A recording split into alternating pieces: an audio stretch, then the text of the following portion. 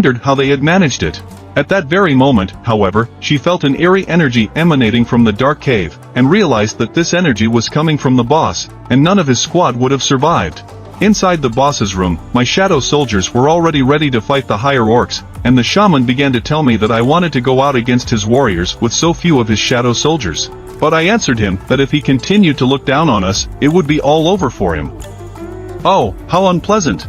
And at that same moment I activated my monarch possession skill, and my shadow soldiers became even stronger, and my shadow soldiers' characteristics increased by 50%. This is a new class skill that I acquired while going through the 70th floor of the demonic castle, and my shadow soldiers became much stronger. The hunters who watched the whole thing couldn't understand what had happened, and they couldn't believe their eyes. After all, one of the mages could only summon 2 spirits at most. They didn't understand if such an ominous aura could come from one person. At that moment, the shaman shouted, "Why does everyone stand up? All the high orcs should be smearing them right now." And all the orcs started running right at us. But when Iron started to use his skill, the provocative shout, the enemy's characteristics were too great, and the provocation didn't work. Then Iron decided to take on brute force and swung his big axe, knocking several of the higher orcs aside. Igris stood in his greatest stance and raised his great sword above his head. At that moment, a group of higher orcs had already surrounded him and were ready to attack, but Igris instantly cut them all into small pieces. I didn't want to stand still, either, and took out every orc that came within arm's length of me. At one point I destroyed the last orc that was near me. At that moment I jumped up, and the group of hunters watching me realized that I had done exactly the same thing as their deputy head. They didn't understand why I was hiding my true power and acting as a mere porter. As I flew through the air, it occurred to me that, ignoring Igris, Aaron, and Tank, the level of the other shadows was about equal to the ranked hunters. While they were trying to overpower one high orc, they had already managed to die several times. Since the enemies outnumber us numerically, I decided to cut them down. Suddenly, however, the shaman used the Song of the Fire Dragon, and there was a big explosion behind me. I turned around and realized that all my shadow soldiers had been destroyed, and the shaman was sitting on his throne. Above his head towered a huge dragon head that shot out. The shaman began to tell me that I dared to act so arrogantly with such useless puppets, but I answered him that he was the arrogant one here, not me. I told him that until my mother is exhausted, my soldiers will regenerate over and over again, but the shaman did not share this point of view and declared that it makes no difference. Sooner or later my mother will disappear, and it will happen before I can destroy all his warriors. However, I jumped up and flew straight at the shaman, telling him that he would lose his life already at this point. But the shaman used his skill, and a barrier appeared in front of him that I couldn't break. The shaman told me that the more time I wasted on him, the faster I lost my soldiers. I knew I had a couple of strong guys on my side, so he didn't have to worry about my mana. And at this point, the shaman told me that he simply needed to destroy the master. Chaos erupted in the room from the explosions of his techniques. I realized that he was stronger than the 2 bosses I had destroyed when I did the floor quest. And although Methus was subject to a legion of several thousand dead, his defense was extremely weak. But the opponent in front of me has incredible skills, both in defense and attack. And what to say about the horde of high lessons blocking my way? This is different from the class change quest, and I realized that here I can use my inventory, and potions are available to me. So mana can be restored, and to avoid overflowing my stomach with the contents of these bottles, I'll finish off the shaman very quickly. And it will be a fascinating show. It was time for me to show him my true necromancer power. And as soon as I drank the potion from that bottle and uttered my catchphrase, "Arise, all dead orcs," they began to rise and turn into my shadow soldiers. The shaman was surprised that his warriors had become undead. I began to tell him that there were still quite a few of his warriors here, but that soon they too would become my shadows, and when they were done with them, the same fate would await him. At this point, however, the shaman began to get nervous and couldn't figure out if it was possible that I was the overlord. At that moment, the higher orcs met my shadow orcs, and a battle must have broken out between them. The whole hall rumbled with the sound of blades and axes. The shaman, who was sitting on his throne, didn't understand why they hadn't already stopped fighting. When they finally woke up, there was an echo in each of their heads. Destroy the human race for no reason they should follow the order? The shaman stood up and ordered everyone to go and tear the hunters apart. And after that, the commanders and my shadow commander Iron skirmished with the orc commander. The fight was assertive, and Iron easily held off the high commander's attack. When he struck, Iron blocked him and pinned his sword to the ground. Iron struck him with his head, causing the High Orc's helmet to break apart. After that, Aaron's hardest blows to him continued. At the same time, Igris was reflecting against the two High Commanders. They decided to surround him. Igris blocked one of the blows and sprang uphill. At the same moment he delivered a crushing blow to one of the orcs. And after that, he once again blocked the second higher orc's punch and threw it away from him. At the same time, in the back of this orc was Iron, who was waiting for something to come to him, and he struck him a powerful blow, from which he flew away to the big ferocious bear, which eventually finished him off. I looked at all this and realized that, by all appearances, my boys were much stronger, and I certainly didn't doubt my words. But my mother was still using up a lot faster than I thought, and the potions weren't helping at all. My shadows would disappear with the flow of power, at which point the hunters, who were not far away, decided to act, too. After all, they couldn't just wait to be rescued. They decided to act and help me. But the shaman noticed this and began to put his skills on them, the Song of Might and the Song of Nainty, from which the hunters began to suffer pain, and the shaman, in turn, began to say that the spectators should stay in their seats, because soon the great Karlakan will silence me once and for all. The shaman tried to put his skills on me so that I would also end up in pain myself. But at this point my skill worked, and there was a negative effect, and all of the shaman's actions were nullified. He couldn't believe his eyes that I was immune to his skills. He didn't understand how I was able to bring it all down. All his curses, but I found him saying that he'd probably forgotten what I told him. He was unlucky enough to run into me, at which point I decided to destroy his annoying shield. After all, my mage had twice as powerful a shield, and the Maw went into action. He unleashed a large fireball, which began to fly toward the shaman, and at the same moment, collapsed. The shaman didn't understand how I dared to shatter his defenses. The fight continued in full force, and everyone was involved in this room, where chaos reigned. And at the same moment, the huntress began to enter this room.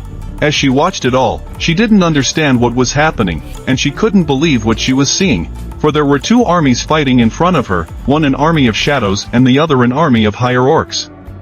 She knew that a hunter specializing in summoning magic could only hold a couple of these creatures. She could not believe who could summon so many souls. The huntress spotted other hunters who were healing their wounds. She ran up to them and began to ask if they were all right and what was going on here. But the hunters didn't understand what was going on. At that moment, the shaman began to shout at me that my pathetic abilities were nothing before his spells. He started to use his skills, but I didn't care, because I didn't feel anything after his attack. The huntress almost noticed that the worst was about to happen, and asked everyone to stand back. The shaman wanted to swat me like a fly, but giant monsters didn't bring back the best memories for me. He was right on top of a sore spot. And that's when I saw that my mom was already running low, and the shaman was getting into action, telling me to keep my nose clean, just because he decided to play with me a little. I looked at the shaman, and he began to conjure up a huge fire dragon orb. In 1 second his ball flew at me, but I was already on the other side, next to his face. At that moment, my dagger was already in my hand, and I wanted to use it.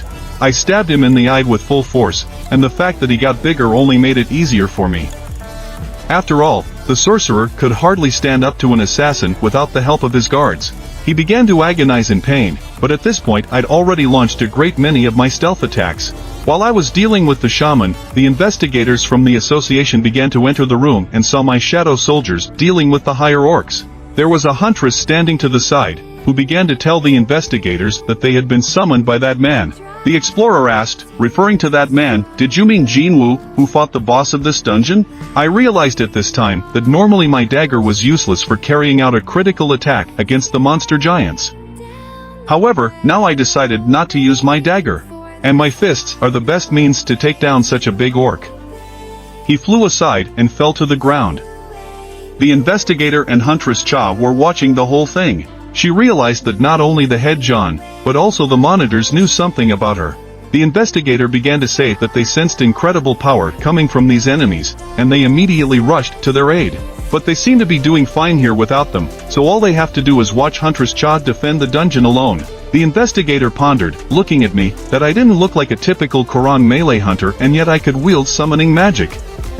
He was interested in how many soldiers I could summon. The huntress was also interested and asked who I was. The investigator knew that I was only a minor inheritor, and he said he could tell very little about me.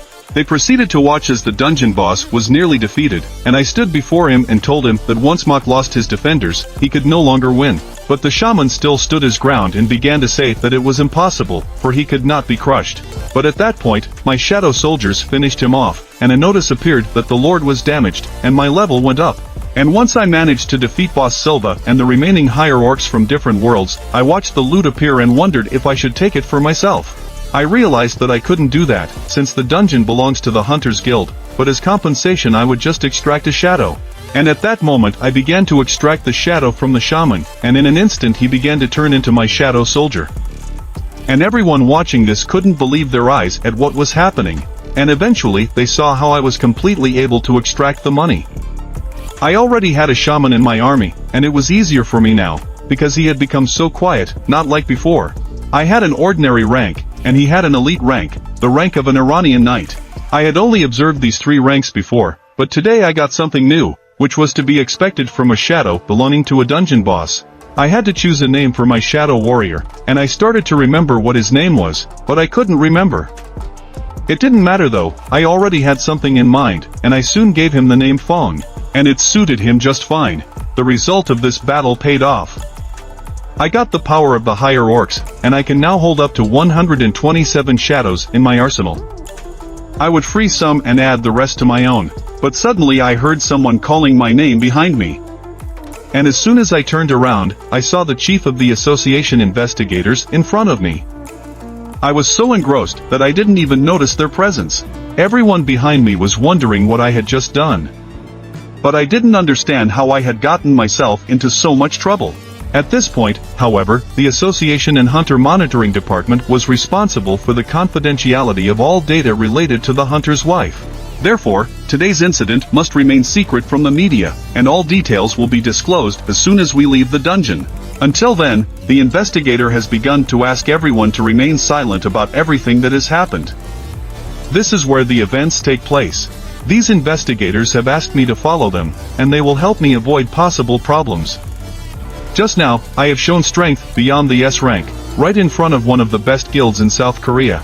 Their job is to help me leave this place as quietly and inconspicuously as possible. The explorer began to tell the rest of the hunters to contact the Hunters Association if they had any questions. However, suddenly the leader of this raid asked me to wait and started saying that if I really have such enormous power, the outcome of the battle with the higher orcs is not unexpected, and he does not care why I went to the rank-and-file carrier. All that matters to him is that they are alive only because of me.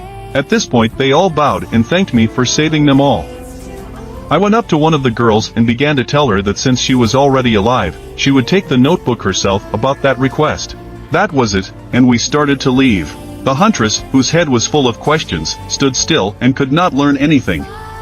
Suddenly one of the hunters came up to her and started asking her why she needed the pickaxe. At that moment the huntress realized that she looked strange with that pickaxe. The next day, in an establishment, Jinho sat in a chair and pondered the fact that today that fateful hour was about to come, and Jinwoo's future depended on Jinho's decision.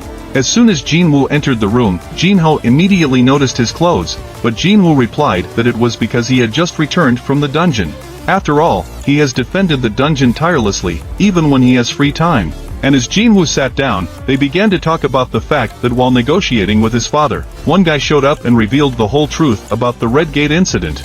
It was the fact that Jinwoo had saved the members of the White Tiger Guild. That guy said something that shouldn't have been said, and it turns out that if Jinwoo helps everywhere, then Jinho can become the next head of the guild. Eugene, but Jinho bet everything on his mentor's decision, and there's no way he would have dared to tell him.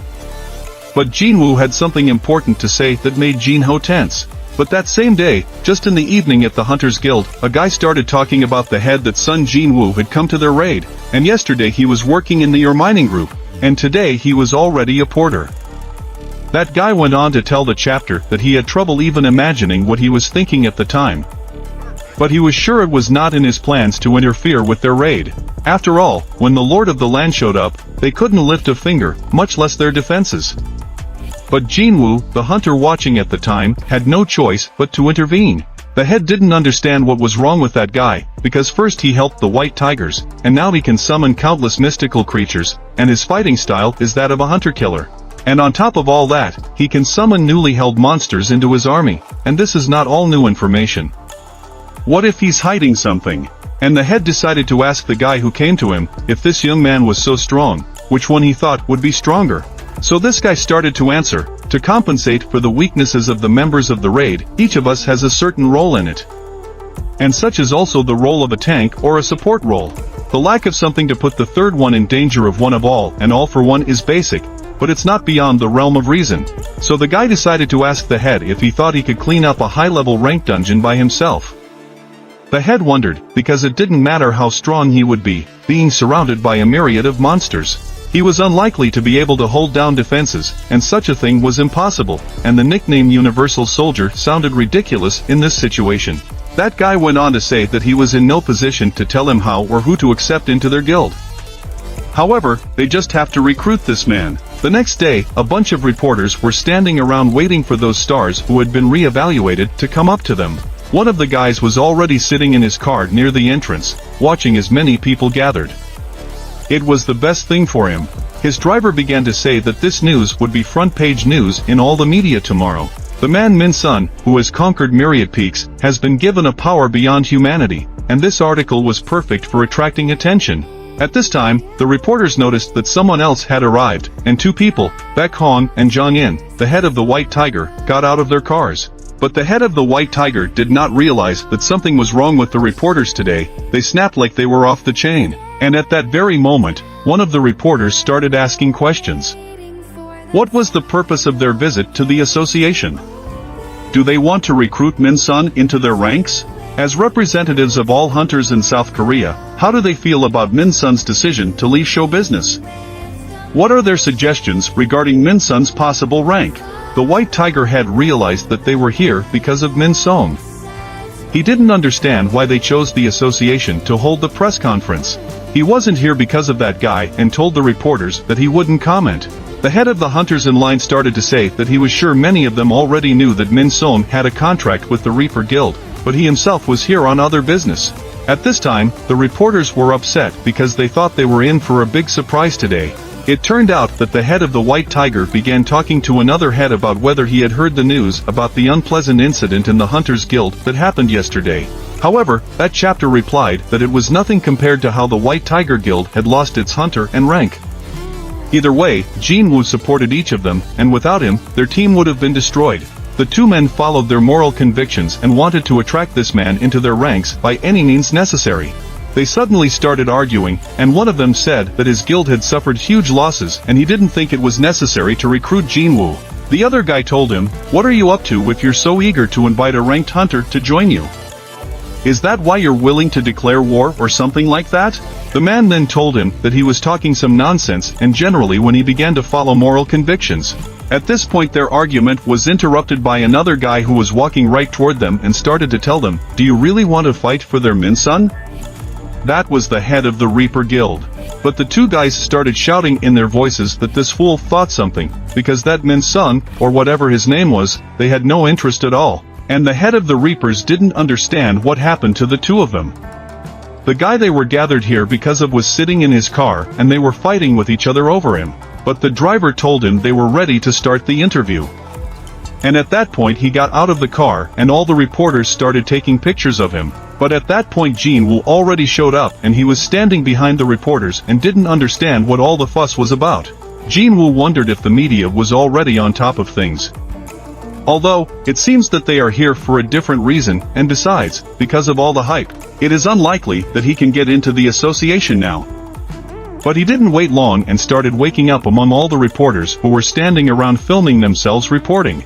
And just as Jin Woo walked on, some man met him and asked him who he was and why he had come here, and if he could see that there were cameras everywhere and you couldn't block their view like that unceremoniously. But Jin Woo started to say that he had business at the association, and he got what he was told in return, that he wasn't up to it now and needed to leave. For a minute Dream looked at the whole thing, didn't understand what was wrong with this empty-headed man. He should have understood the situation he was in, and that guard kept yelling at Jin Woo to leave, because there was no road further. At this point, the president of the association appeared and began to ask them who had so decided that he was not allowed to come in here. "This man is our guest," he said, "Min Sonu, and he must be aware of who allowed them to have a press conference here." Shortly thereafter, Jin-woo made his way inside with the association president, but Min-sung was annoyed by this, for he did not like the way he had dared to spoil his presentation. He ordered his guard to find out all about that guy, and once the guard left, Min-sung wondered how he could get the crowd's attention back now. He decided to go with the script, enter the building first, and then start the rank evaluation. Min-sun began to talk to the reporters to give him a minute to discuss with the association some details about today's evaluation. But suddenly 3 men blocked his path, and he did not understand what had happened. However, the investigator from the association began to tell him that the association was currently busy re-evaluating another person, and that the approximate time of the end of the session was 11 o'clock in the afternoon. No outsiders would be allowed in until then. Min-sun didn't understand why this was happening, because it was still a full half hour until 11 o'clock, and he realized that it was about the guy who was now personally president. He started to tell the investigator that his evaluation was scheduled for 11 o'clock, and practically all the reporters were already there, and they should let him in because the association president had already been introduced. And why are they refusing him? Min-sun began to quietly tell the investigator that he should be aware of who he was, because his name was Min-sun. But the investigator didn't care and started to say that he could wait until it was his turn. But Min-sun continued to stand his ground and told the investigator that he should be in the know, because the biggest sponsor of the Hunter Association is the Eugene Construction Company, and his father is the vice president of that company, and radio shouldn't support him completely, considering the amounts they donate. Also, the investigators should take a look at all these people. Will they ignore him in the eyes of reporters? And they should realize what consequences are expected for the association. But the investigator replied that it didn't matter. And Min-sun started shouting back, how dare he, because he wants to say that that hunter is better than he is. But the investigator began to take off his glasses and asked if Mr. Min-sun would be able to deal with the consequences. At the same time, Hunter Sung Jin-woo walked down the hallway inside the building with the president of the association past 2 S-Rang hunters who bowed to them. The association president realized that these two had most likely come here because of Jin-woo. The association president began to say of the hunter Jin-woo that he was the first hunter to achieve S-Rang in just 2 years. It looks like Hunter Chong-in must be more worried than the rest of us, because he learned about Jin-woo's power from first-hand accounts. A little later, they were already inside the big building, and some man came up to him and started saying that before they started the reassessment process, they would like to see his basic abilities to establish class and what he specifically uses. And at this point, Jin-woo began to show how he was summoning one of the shadow soldiers. Soon after, the guy with the glasses was surprised that he could summon a spirit and control souls. But the president of the association began to say, isn't that all he can do? And Hunter Jin-woo realized that he'd already been burned. Now he had no choice, and this time he managed to get the higher orcs. And as soon as they began to appear, everyone present could not believe their eyes at what they were seeing. Jin-woo, the hunter, began to say that he could summon about 100 of them. But the man who had tested his skills could not imagine such a thing, for this was the first time he had ever seen anyone summon so many souls. The head of the White Tiger realized that this power came from Jin-woo, and his power was incomparable to what he had felt when they first met. He realized that Jin-woo had become much stronger, and just as Jin-woo began to walk out of that room, he held a card that said he was an S rank. The head of the White Tiger began to question whether Jin-woo could stop, because he needed to take some time. But Jin-woo began to say that he didn't have much time now, as he had some business to attend to, and he had to leave for the exit. However, the two hunters with him were not so hasty, but Jin-woo understood that they were trying to interest him in their contract terms. But as soon as he opened the door, he saw many reporters standing around taking pictures of him. As soon as I got out and was surprised to be taken outside by reporters who immediately started taking pictures of me, and I was soon on the front covers of all the headlines today. At the same time, my sister and her friend began to be shown that it was her father and he was on TV, but she thought it was some nonsense and what the heck he was up to. But 10 minutes ago, Hunter Min-sun stood in reporter to show his grade, which may not be entirely successful, and he will get a low ranking. Nevertheless, he will fight the monsters to the last drop of blood to repay them for their love, care, and despite the overall result, he will stand up for the residents, as befits a true hunter. But reporters didn't understand why he's ending his career, because even though he is the #1 pop star, and based on the above, he wants to claim that he is ready to give up his #1 pop star title and become a low-ranking hunter. But Min-sun has been plotting everything so that he will only get attention, because he is the #1 star. He started to announce his departure, but the last question he was asked was whether he really wanted to give up everything, even if he was destined for the fate of a low-ranking hunter. He knew it was all a pure lie. Vaughn, he had already been evaluated and ranked. And in 2 years he plans to make a huge amount of money as a hunter. All he has to do is raise the social status of the Reaper Guild. I know the best way to eliminate unnecessary rumors and resolve issues with the army with 2 birds with 1 stone. It doesn't take long for him to drop from heaven to earth and become a hunter, risking his life for the common people. It was a wonderful first-person role, and his zeal is also present here. But suddenly he began to hear the series go crazy and start shouting new news from the association. They couldn't understand why they were being told such news right now, that they had a 10th S-rank hunter.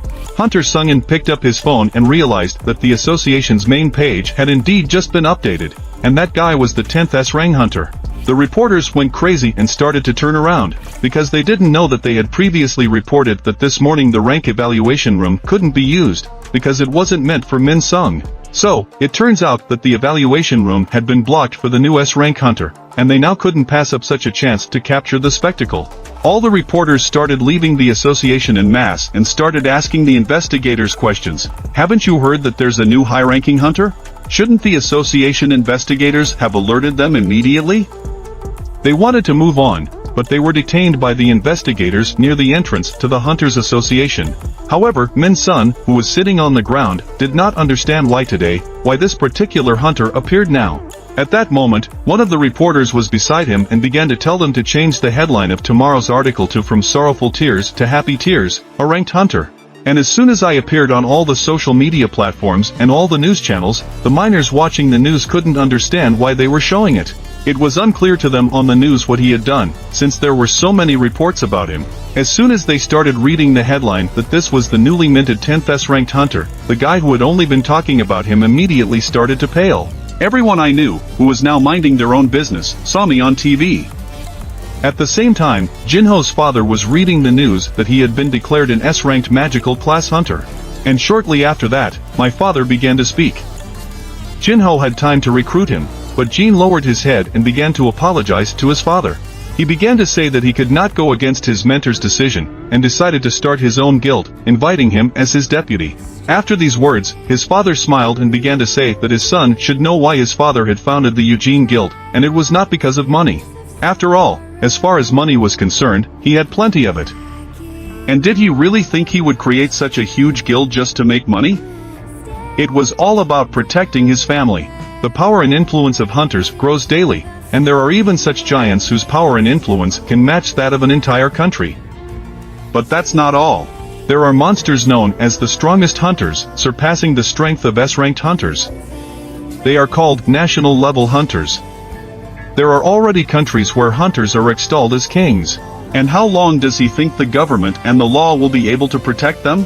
When he created the guild, he had only one goal: to gather reliable hunters in one place, hunters independent of kinship, whose beliefs are tied to making easy money. And it seems his son had already found such a man, and his father began to tell his son that he would leave the guild to him and he should take care of it. And he should make deals only with strong and trustworthy hunters, for they would soon be worth more than any riches. But Jin thanked his father and began to say that he didn't think he could do it. After all, he would join his mentor's guild. I stood in front of the reporters and didn't understand why they were filming me and not the star before me. But the reporters started questioning me. I am an association hunter, and I managed to be part of a very rare group of reawakened hunters. I told them how I was feeling right now. At this time, the head of the White Tiger Guild came up to me and asked me to smile, for the whole country was looking at me only. I realized that it would be rather tedious to indulge the desires of the journalists. The head decided to take me home without further ado, but suddenly I quickly beamed behind the reporters' backs and told them I was fine. The reporters in this line couldn't figure out what had happened. The head of the Hunters Guild started talking about the magical class hunter and how fast his movement was. His eyes didn't even have time to keep track of him. The head of the White Hara, of course, knew he was strong, but that wasn't the problem. His movement just then and there, the magical power emanating from him filled the room. He had become so strong, the current Genie Wu on an entirely different level. His reawakening must have happened long before that, and the fact that he has become even stronger is not surprising. But maybe it's not a repeat awakening, and maybe he's a hunter, able to continually build up his strength. In the United States, it began to be televised that the first awakening to S rank had taken place in the last 2 years. Hunter Dong-soon, who was watching all this, could not believe his eyes, for he thought he was dead, but it turned out he was alive. At this time, I was showing one of the buyers on one of the floors, and he looked at it and realized that for how many years he has been evaluating artifacts, but in all his life he had never managed to see a live blood-red sphere.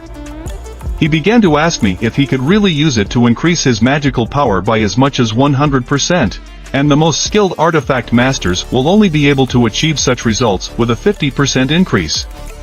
But they would have to sacrifice their hearts and souls to do so. If Chong'in saw this orb, he would give everything just to acquire such a rarity. He asked where I got it from, but I told him I found it in a dungeon. He could not believe his ears that I could find such a thing in a dungeon, and asked me if I would be willing to put the orb up at another auction house, where they would do everything to satisfy me in price. But I answered him that I would still think about it, for at the moment I needed to clear the demonic castle and create the sacred water of life as soon as possible. Artifacts that could protect me from fire would come in handy. I started to ask another man if I could get resistance artifacts here. After all, I thought they would be hard to get. But that man replied that it was okay. Now they are going to try to find something, but I was surprised at that, since I couldn't find anything online. But the man said that artifacts with resistance to various elements are quite expensive, so they tend not to be put online. Nevertheless, they have something for me that will suit me, since fire magic is the most common among the other types of magic. He asked me to follow him, and soon we were in one of the rooms, where he asked me if I liked anything. I didn't understand if it was even safe to keep such expensive artifacts behind such thin glass. After all, I don't observe any security devices here. The man began to say that this glass was enchanted with magic, and even if a hunter of rank struck it, it would hold. But I didn't believe it was that strong, and the man said that if I didn't believe him, I could check it myself. If I could break the glass, I could pick out any artifact. But I did feel some kind of magical energy enveloping the glass, but I didn't know if it was enough to withstand a hard blow, and in that moment, I wanted to try. Gaining my strength, I took a swing. However, the man started to stop me and told me it was a joke. He warned me that if I had really broken the glass, elite hunters would quickly come running. After all, the auction house had a security contract with them. When I calmed down, I asked him if I could see the daggers here. The consultant who approached me began to show me the weapons that were here. At the same time, another man who was looking at the glass saw cracks in it. I didn't understand where they had come from, but it soon became clear to him that I had managed to damage the glass without even touching it. A little later I started looking at the blades and wondered how much they were worth. However, the consultant replied that one of them cost 30 million. I realized that this blade was worse than the Night Killer, and I wondered why the price was so high, since its characteristics were, at best, comparable to the Fong of the Basilisk. I decided to take my blade out and show it to this guy to see what he would say about such a weapon. He started looking at it and said that you could see some great craftsmanship here. He also pointed out that I had bought it in a store. After hearing that the price for it would be around 100 million won, I couldn't believe that a blade bought in a store for 2.8 million gold would be worth that much. But I remembered that Kim San's sword, which adds 10 points to a gurney, was worth almost 3 million won, and Jinho's armor was valued at hundreds of millions of won. If I had put the sword and armor up for auction, I wouldn't have had to sell the Sphere of Greed. At this time, in the White Tiger Hunters Guild, the head was sitting and pondering whether it was even possible that a hunter who could build up his power without limits could accurately determine the abilities of others. But Sun Jinwoo had been much weaker during the Red Gate incident, and now he was much stronger. If he has that kind of power, he should have no trouble creating his own guild rather than joining another. The head wondered what was in store for South Korea's strongest guild if this man continued as he did. He would become the most powerful wherever he was. The next day, the subordinates of the White Tiger chapter watched the news and learned of Hunter Jinwoo's reawakening.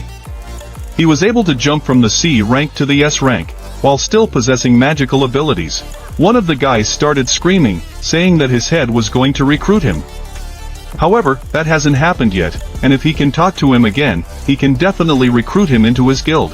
A little later all the reporters were already outside my house and wanted to talk to me quickly. At this time, my sister was looking out the window at all the reporters who surrounded our house. As soon as they noticed her, she crouched down in terror. I went over to her and started to say that I was going to go down and disperse them all, but she asked me to stop, because she knew I definitely shouldn't do that. There is a lot of negativity online related to me, but I didn't understand what I had done wrong. My sister started telling me that I was just ignoring the reporters and not paying attention. She assured me that she was fine, but I should ignore them. Suddenly we heard knocking on our back door. I began to get angry at the fact that they had already come to the brink of insolence and started knocking on the door. I decided to teach them a little lesson, but as soon as I opened the door, I saw Jin-ho in front of me, who was in tears, and he started saying that his father had kicked him out of the house.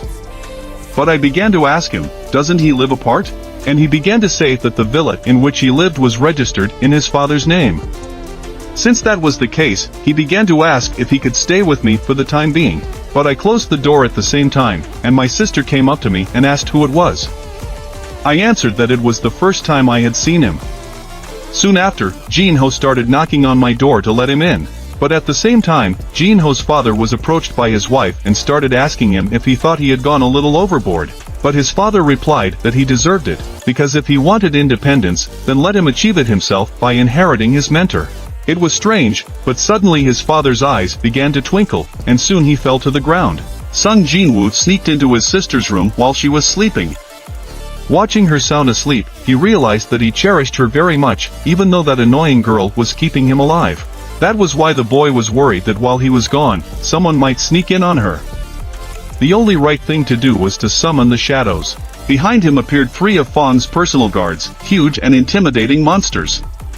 One of these guys would be enough to handle even an A-Rang hunter.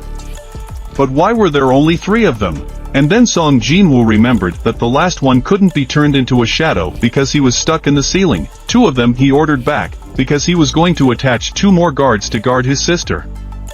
At that very second, they all hid in different corners of the room. Besides his sister, the boy also wanted to protect the neighbors. Ideally, he should have kept his entire compound, but he could use them more. Climbing to the top of the building, Song Jin-woo sat down comfortably to hand out his final instructions. From now on, the 5 knights from his arsenal would be the sentinels of the area. He ordered them to be careful not to be seen by other people. After that, they disappeared into the small streets under the cover of night. Even if assassins did show up, unless they were high-level hunters, they couldn't handle his shadows. Of course, it won't make the city 100% safe, but it will still help the world to be a calmer place. The next morning, as before, Jin-ho picked up his mentor by car. Sung Jin-woo was worried about the boy's sleep, because he was the one who kicked him out the door. But in fact, Jin-ho was delighted with the services of motels these days, so he had no trouble staying there until he found an office for the guild. Song Jin-woo was completely disconnected from the conversation and thought about the fact that he was initially skeptical of him, but the fact that he gave up his position as head of the guild and gave up everything made Song Jin-woo feel. Lest the driver feel this tension, Sung Jin-woo leave the car right now. The door wasn't locked, so he just pulled the handle, said goodbye, and got out. Before Jin-ho looked back, he was gone. So Song Jin-woo entered the demon palace again, but now the difficulty would increase dramatically, so this time he came prepared. Before he returned, the Shadow Lord had acquired new items that would protect him from fire. In his bag was now a wind cloak and a nameless ring filled with the power of water. Today his outfit was flawless and his attitude was combative. This time, the system again offered to collect the souls of demons and take the soul of the demon lord on the top floor. For this they offered a rune stone of the highest quality, a performance bonus, and a hidden reward. The reward was much better this time, because the rune stone gives you a new special skill, and you can also get 3 professional skills in such a short time.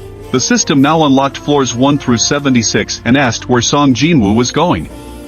Without the slightest doubt in his voice, he said the last number. Like a wind, some magical wave picked up Song Jin-woo and began to carry him upward. While he was in flight, this incredible world of monsters opened up before him, filling everything he had not destroyed. The first thing he noticed when he finally arrived on the 76th floor was a ball of greed. The demon lord was looming over him and demolishing everything in his path with crushing force.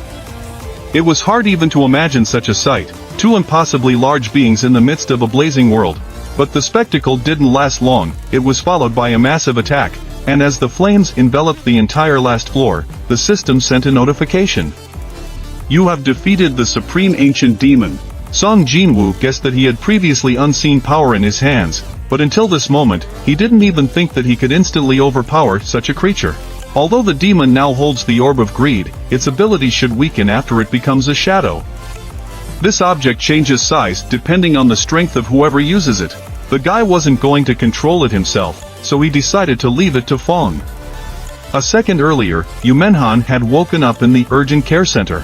He immediately jumped up on his bed and asked how long he had been asleep. The doctor answered with absolute calm, 2 days. He couldn't believe what was happening, because this had never happened before. He thought he was probably just tired, but he still wondered if the tests had revealed anything. The doctor pretended not to hear the question and immediately asked his own. It was important to him to know if anyone he knew was a hunter or an awakening. Yu Menghan didn't like the way he was abruptly interrupted, but after the next question he forgot what he was talking about at all. Have you ever heard of eternal sleep? Everyone knew of the existence of eternal sleep, a disease that arose after the gates themselves appeared and now kills people who cannot withstand magical energy. Under such circumstances, the patient falls asleep and consumes his life force at an incredible rate. Thus, he needs a life support apparatus that uses magical power. Patients who suffer from this disease will feel drowsy and then fall into an uninterrupted sleep. But Yu Menghan did not understand even now what this had to do with hunters. The doctor went on, ignoring his wife's frightened look. He asked to be careful with monsters and mana crystals and people emitting magical energy. The fact that the symptoms appeared suddenly meant that someone had stimulated such a condition. So the man in the white coat once again asked if anyone in his family was a hunter. As much as he didn't want to, he had to admit here and now that his son was indeed a hunter. So he realized he was behind the times. He could not lose, for he still had something to lose. At the same time, on an island in Japan, a monster washed ashore by the sea, which everyone had been discussing for the past few months. The mutant ant had managed to make it to land. Until recently, Japan was considered to be the calmest and safest place.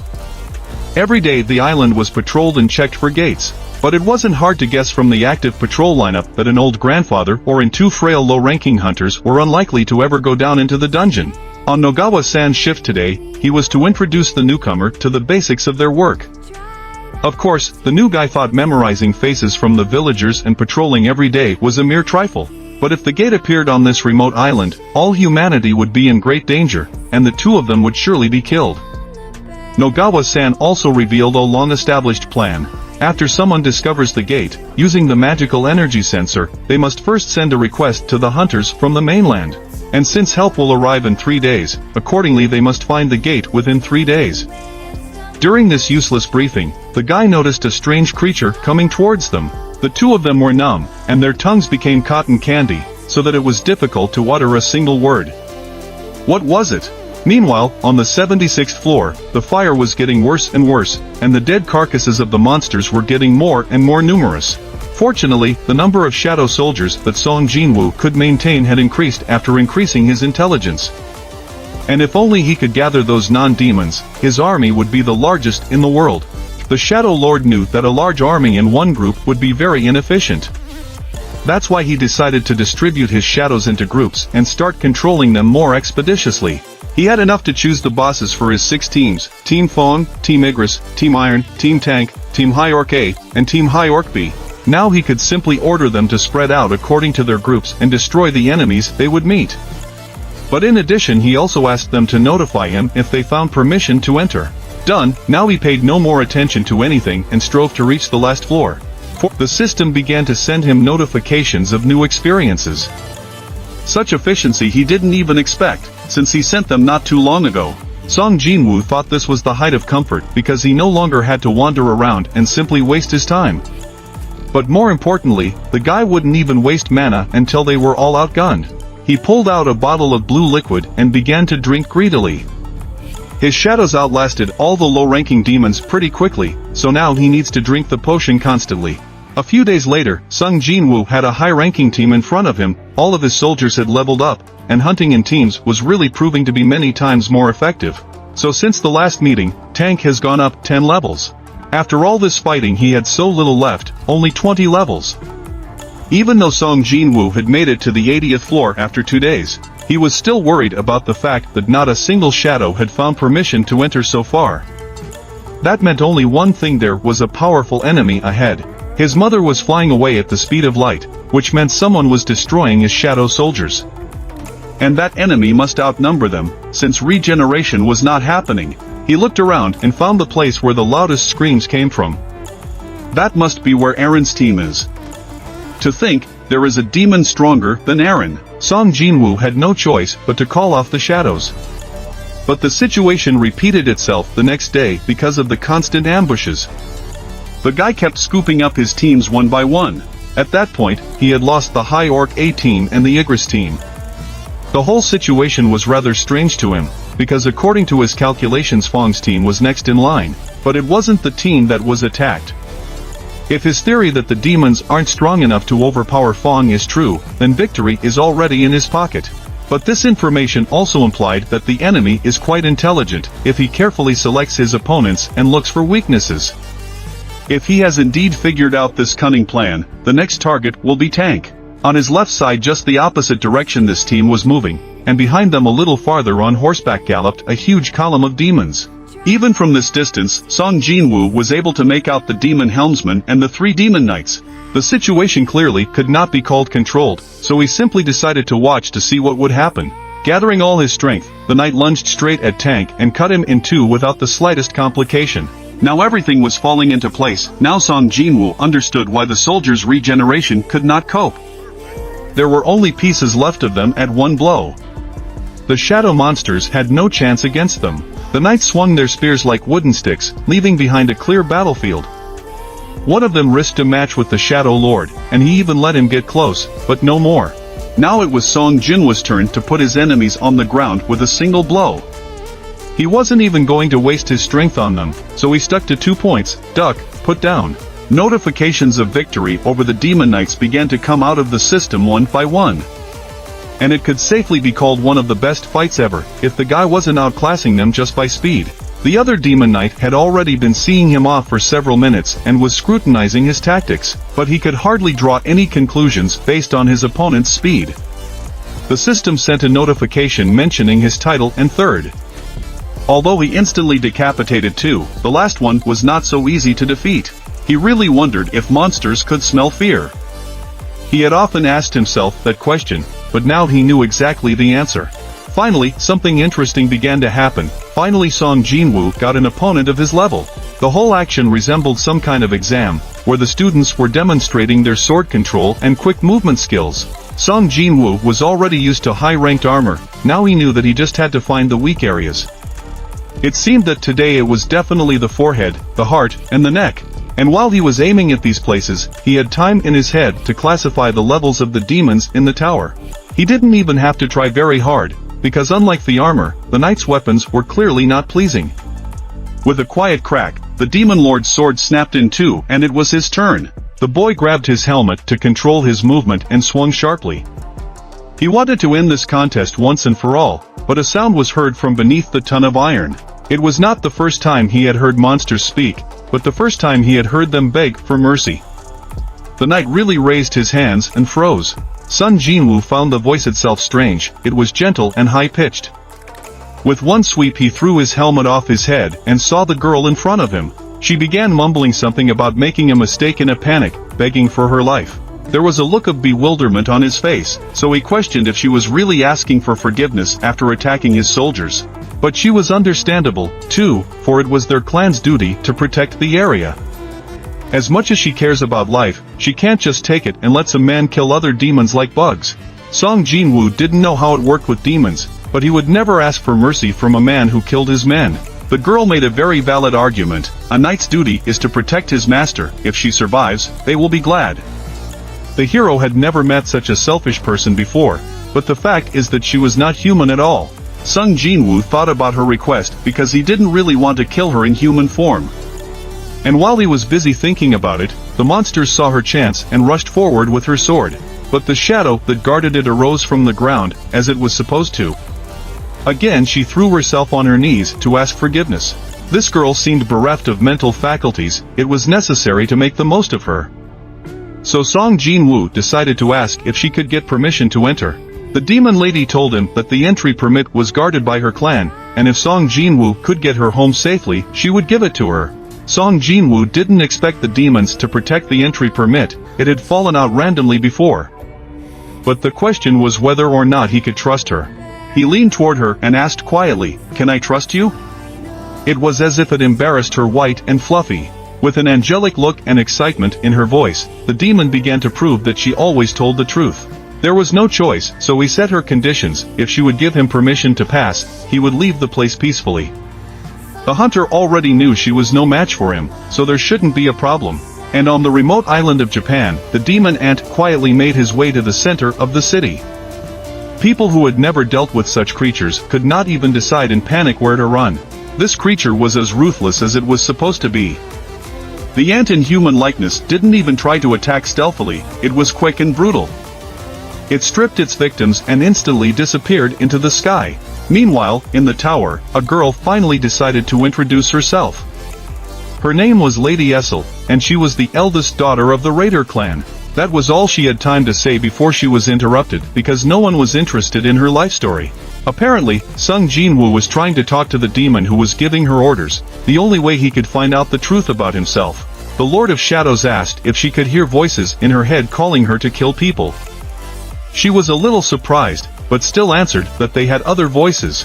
In short, they were orders to protect the area they were in. So Song Jinwoo learned that the goals of all the monsters are different. The king of the monsters is to kill people, and the goal with the dungeon is to protect the dungeon. It comes out, then, that he indirectly belongs to the gate monsters. Now it was important to know when they began to hear these voices. The demon helmswoman recounted that it happened when she found herself here. Apparently these demons had lived elsewhere before, and this might be a clue to understand the nature of the system. Her answer brought him closer to a clue, but it wasn't enough, so he asked where they were before they were here. It turns out that they are all in the demon world first, and then they are assigned to locations. But the worst part is that in the demon world, everyone is preparing for war. It annoyed him terribly that he had to pull all the information out of her. Song Jinwoo was curious as to who exactly they were being prepared for war with. Lady Essel was behaving very strangely, as if the system was in charge of her. From her lips came a clearly generated answer: war against an enemy so powerful that all demons had to unite. And at the most interesting part, their dialogue broke off. The pulses sent a signal that the amount of information allowed had been exceeded. She repeated it over and over again. The same thing happened to Baruka. The system forced a blocking of the dialogue. Song Jinwoo began to scroll through her entire history in her head, leveling up, gates, rewards, penalties. Since everything is like a video game, it makes sense that the monsters would have some sort of backstory. Who would be your powerful opponent? The guy asked. At this point it was as if the system began to consume her and Lady Essel was turned off.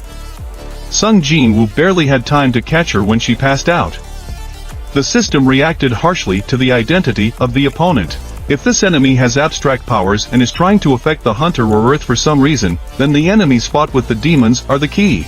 Meanwhile, the ant with his wings continued to divide in two people and everything that came his way. The knights valiantly fought this unusual monster. It became clear that this was a clever creature when it attacked the weakest Irang hunters first, and then the healer.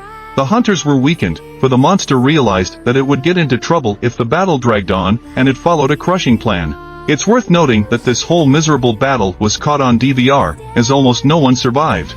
Needless to say, the guild leaders gathered for an unscheduled meeting and discussed how the mutant ant had infiltrated the island. Wu Jinshul addressed everyone and recounted that the monster had first been discovered on a small island not far from that spot. Furthermore, it had been destroyed and it was not clear how it flew away from there after the hunt was over. The A-Rang hunter played a decisive role in eliminating the threat, but they lost 4 E-Rang hunters, a D-Rang healer, and a C-Rang leader. But that was not all, for 294 civilians were killed in the attack, and a total of 108 hunters were dispatched. Since the mutant ant can fly and has the ability to sense danger, the Japanese Hunters Association does not consider the numbers sent to be excessive. This information sent everyone into a panic, because Japan is one of the countries with the most extensive hunter system. Everyone wondered what would happen if mutant ants came to South Korea. On top of that, South Korea has many islands and the guilds can't keep track of every one of them. The head of the Hunters Association reached a verdict: if an ant could fly 150 kilometers to Jeju Island, then they could at least make it to Mokpo.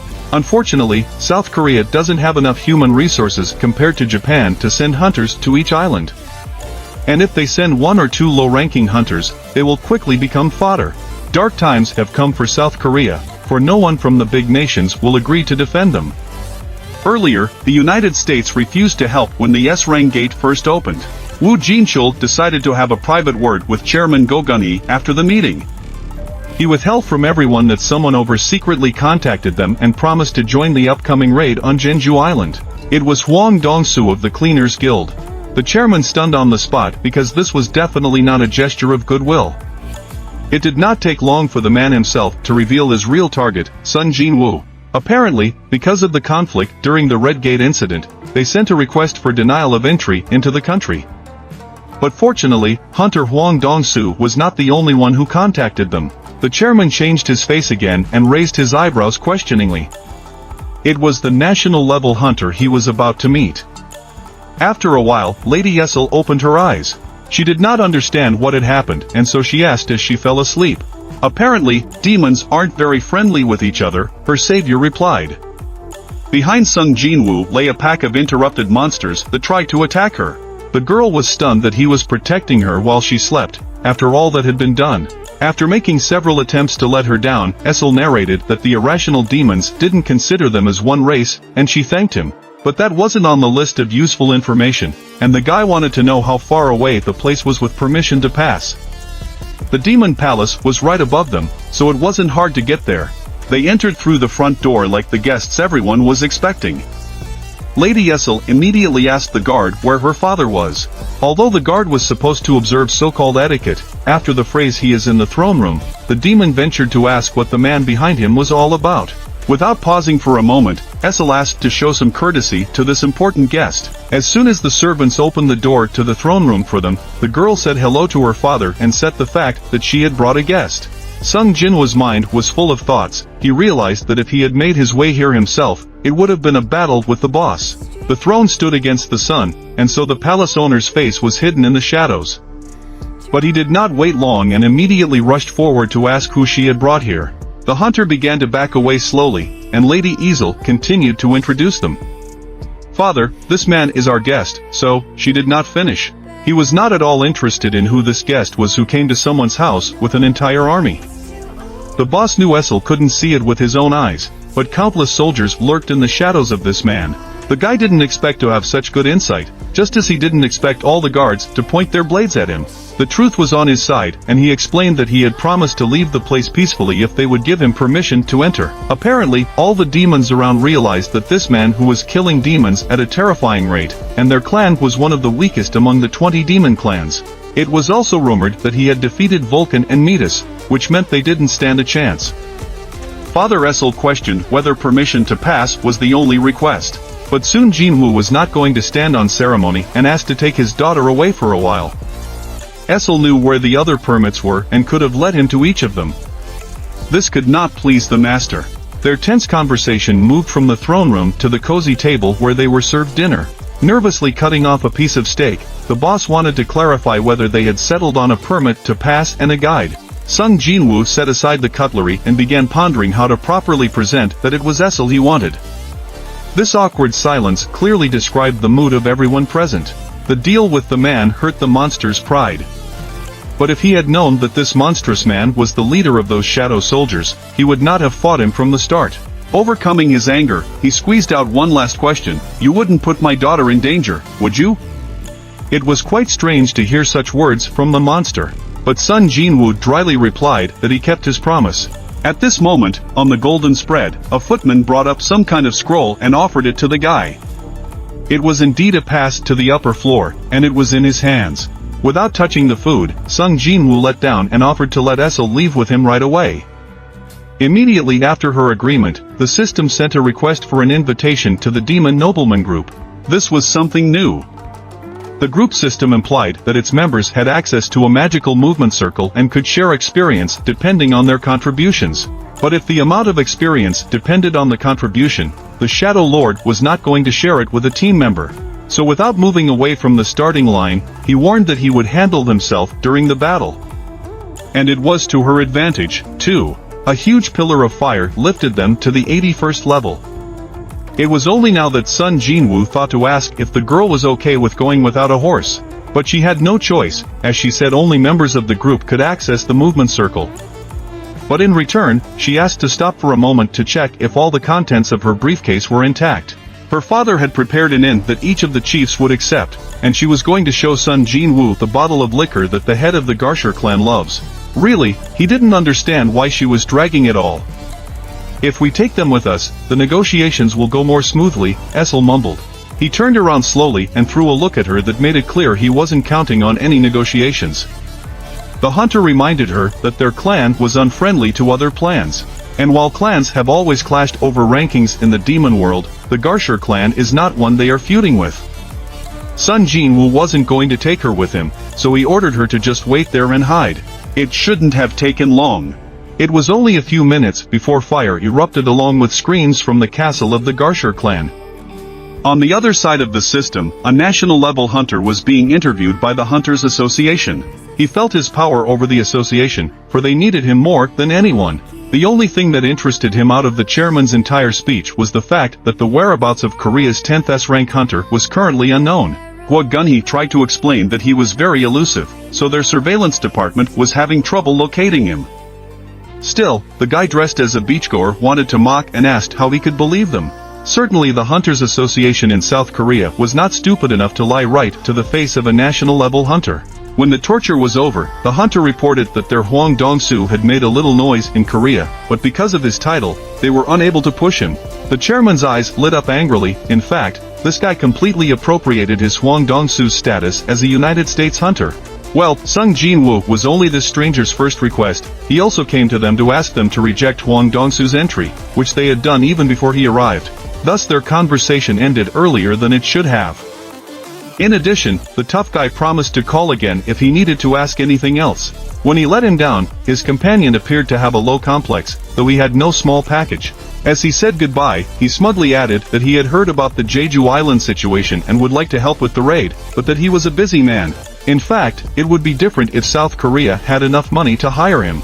Chief Jinchul offered to escort him in the form of a hunter from the oversight department. Certainly, he didn't care. And he asked to make sure their conversation stayed between them. Wagunhee's last half hour seemed like an absolute lie, and his offer of help on the upcoming raid seemed like a sham. His subordinate tried to reassure him with information about the confirmation of cooperation with Japan. A hunter from a high-profile Japanese guild is scheduled to visit South Korea today. The castle of the Garshur clan was ablaze and shaking from the terror that Sung Jinwoo had inflicted. In one fell swoop, he defeated all the demon knights on the ring wall. And just as easily, he silenced the demon nobleman forever. Apparently, the system gives a lot of experience because of their high level, and there was also an unlocked increase in the level of the shadows, Igris and Tank. The monarch returned to Lady Easel and told her the good news.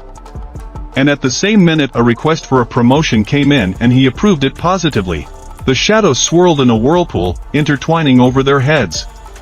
Knight Igris was promoted to the rank of Elite Knight, and Tank to the rank of Knight accordingly. Needless to say, Tank didn't officially have a name until then, for he was just a shadow monster.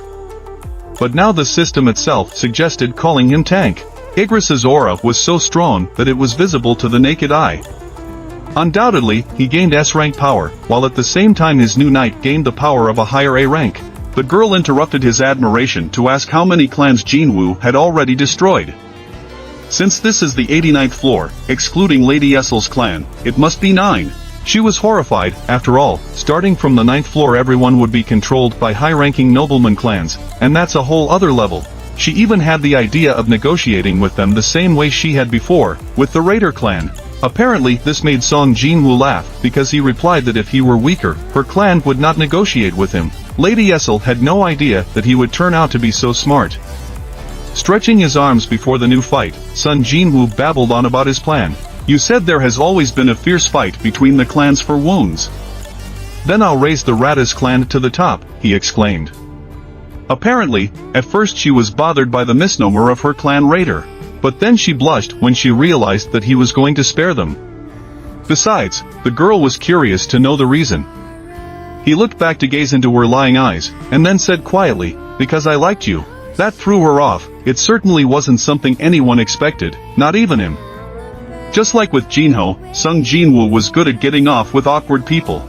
On the 9th floor, the difficulty suddenly increased, as did the number of monsters and their levels, which are much different from the lower floors. Despite the increase in my intelligence, this seems insignificant, considering the rate at which I am expending mana. This is just an indication of how often shadow soldiers recover from destruction. On the 97th floor, the fact that I managed to get there quickly means nothing. Even the 4th-ranked Pistols clan and the 5th-ranked Rikadu clan. That girl asked me if other people are as strong as I am. But I told her that Gong Yi and Cha are definitely stronger than mere S ranks based on their aura. They are clearly taller and lighter than my Chong'in, who is known as a super soldier. In other words, S ranks are very different from each other. Considering the S rank strength is not limited to winter, the gap in strength is likely to be stronger than the others. At the time, I was comparable in strength to Gong Yi, but now that I have ascended to the upper floors, things can change a lot. I asked that girl if she could go back to her floor and I would take care of the rest myself. She was surprised that I didn't need her anymore. This girl was so funny to me until the very end, because she did a great job, and I was very grateful to her. But after a little thought, that girl started telling me that she wanted to come with me to see the outcome of our battle. I didn't change her mind, and eventually we started going into the portal. I told her to do as she knew how, and at the same time 2 hunters, one of whom was an S-rank hunter named Ruji Koto, came out at the international airport. He started talking to the girls who were walking with him, that there was definitely someone strong in that airport, stronger even than Koto-san. Hunter could not believe it, for he knew that such a person would never appear in such a place. But suddenly one of the men came up to them and started apologizing, for he was late because of the huge crowd. But the hunter told him that it was all right, and asked if something had happened at the airport. That guy started to say that hunters from neighboring states had flown to South Korea on a personal matter. So there was nothing to worry about. Ruji wondered, and then realized that the hunters were from the United States, because it had something to do with the unnecessary situation that was soon to occur. Ruji met with the president of the association, looked at the man, and realized that he was the only hunter capable of competing with Jinam from Asia. But the association president in turn looked at Ruji and realized that he was an unusual man. After all, there are currently about 21 S-rank hunters in Japan, and 11 of them are members of Ruji Kota's guild, called the Naked Blades. Unlike South Korea's structure with 5 different guilds that compete with each other, their one guild holds all the power. And there is no doubt that Ruji Koto holds the most power in Asia after the guild in China. The girl who came with this hunter began to tell the president that she would be their interpreter, and from then on she would relay Ruji's words.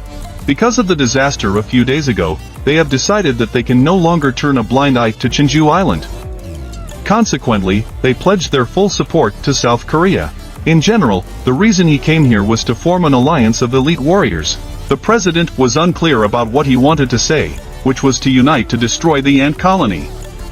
Now that's the best idea ever. And all was right, but the president began to talk about how he knew that the Japanese elite hunters were excellent, but that entering Challenge Island was too dangerous. Ruji waved at his interpreter before he began to speak, since he was good at Japanese. He began to talk about how, since this was an S-rank gate, they had prepared a proper plan and the data they had collected in their study of the ants. Each ant is equal in strength to a hunter above the Garong, but they have a fatal weakness, their lifespan. Ants live only 1 year. In other words, if they kill the queen, the other ants will die after 1 year, and the island will be free of their presence. The president has thought about eliminating only the queen, and that might seem more realistic than destroying every ant on the island. But getting rid of the queen is no different than destroying an entire swarm of soldier ants. The president began to ask if they didn't know that the ants were willing to give their lives for their queen. But the hunter understood, and they know it. But they would have to break through the defense line of 1,000 ants, but the current would change if they left their anthill. But the president didn't understand if that was possible. But the hunter began to say that this had happened 3 times in the past when South Korean hunters had landed to raid the island. On all 3 occasions, the ants left their tunnels and attacked the hunters. And these were just the results that were confirmed with the magic scanner, and we must now pay attention to the details. 10 of the 11 S-ranked hunters in his guild, including him, are planning to take part in the upcoming raid on the island. And they will take on the role of decoys. In the meantime, the Korean hunters will take care of the queen, and the rest of the guild members will be arriving soon. That's 10 hunters S-rank, including himself. But the president understood that if the 10 S-rank hunters drew attention to themselves, only the queen and a couple of hunters would be left in the tunnel. But Ruji knew that their hunters would split into teams and launch attacks from all sides, and the ants would rush to the site of their attacks, putting the queen in the tunnel unprotected. The South Korean hunters would infiltrate the island by helicopter and destroy the queen, then leave the island by the same transport. It turned out to be quite possible for the president, but he wondered why Ruji was willing to indicate support for all but one of the hunters. After all, every hunter in the country has a record of clearing S-rank gates. If you look at their stats after the raid on Cheongju Island, he would need to rise to the point where he would be ranked as a national-level hunter. It won't be weird for him, and there will be a lot of interest in the appearance of a national-level hunter from Japan, since it's an S-rank gate. There will be 10 guild members participating just in case, to minimize the danger to both Korea and Japan, and there is no reason to refuse. It's not exactly the right way to go, but you can't become a national-level hunter without it, and the association president understood that compared to Japan and Korea, he only had 8 S-rank hunters, if you exclude Min Bin, who had retired. In fact, only 6 hunters could participate, and this tactic from treatment would be impossible to execute with only the Korean hunter's strength. The only problem is whether they can successfully destroy the queen and whether they can do it, because no one knows for sure. Perhaps if Hunter Jinwoo, the man who single-handedly defeated the boss of the A-Rang dungeon, cooperates with other hunters and the ants evolve at an accelerating rate. The president of the association doesn't know exactly when the entire ant swarm will gain the ability to fly, and they can't wait now. The president then began to say that he had it all figured out, and they would present a specific operational plan after reviewing the data. At the same time we climbed to the 98th floor, and at this point my level was 93. Soon after, we were able to reach 100 floors and began to continue on our way. At one point, however, I noticed some strange creature flying above us in the sky, and a terrifying energy was emanating from it. As soon as I looked up, I saw a knight sitting on a great white dragon. It was the Demon King Baron, and I felt his unusual aura.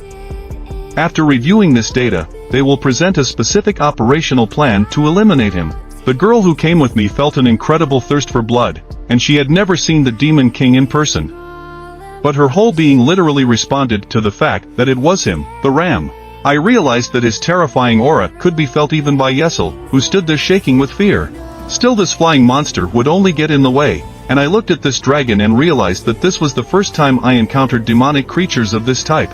So there are other forms of transportation here. I realized that since it wasn't a demon, I could get another shadow.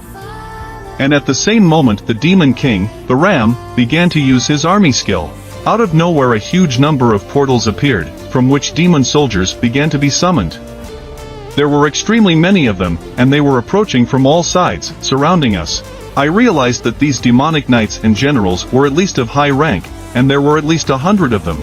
I realized that a whole horde of demons had gathered in front of us, and they were finally acting. Alice asked me what we were going to do, but the monsters were getting closer and closer. Alice began to get nervous and yell at me to do something. But I told her it was too soon, we needed them to get even closer. As soon as they had us in the ring, she began to activate her Overlord Monarch skills, and with a shout, my shadow soldiers began to appear and destroy anyone who stepped into their shadow. All the copies they had in their hands began to attack the demons that surrounded us. At the same moment Alice couldn't believe her eyes at what was happening now, for this was the first time she'd ever seen such a battle. My shadow soldiers kept killing them. But the 3 demon generals began to move right at me, and at the same moment a large bear and my shadow soldier appeared and launched their attack. Igris, who appeared from behind, jumped on one of the demons and managed to kill it. One of my supreme soldiers, Fawn, began to activate his skill, Song of Annihilation. His wondrous aura appeared in front of him and began to destroy everyone in his field of vision. It was incredible for Alice, because she was beside me and had reached the top floor with me. But only now does she see me actually fighting. However, this area belongs to the Demon Curals, and Fawn is an intruder, someone who must be destroyed. She didn't understand and began to wonder which side she should take. But at that moment her thoughts began to get lost, because the demon lord, Baron, activated his skill and thunder erupted in the sky.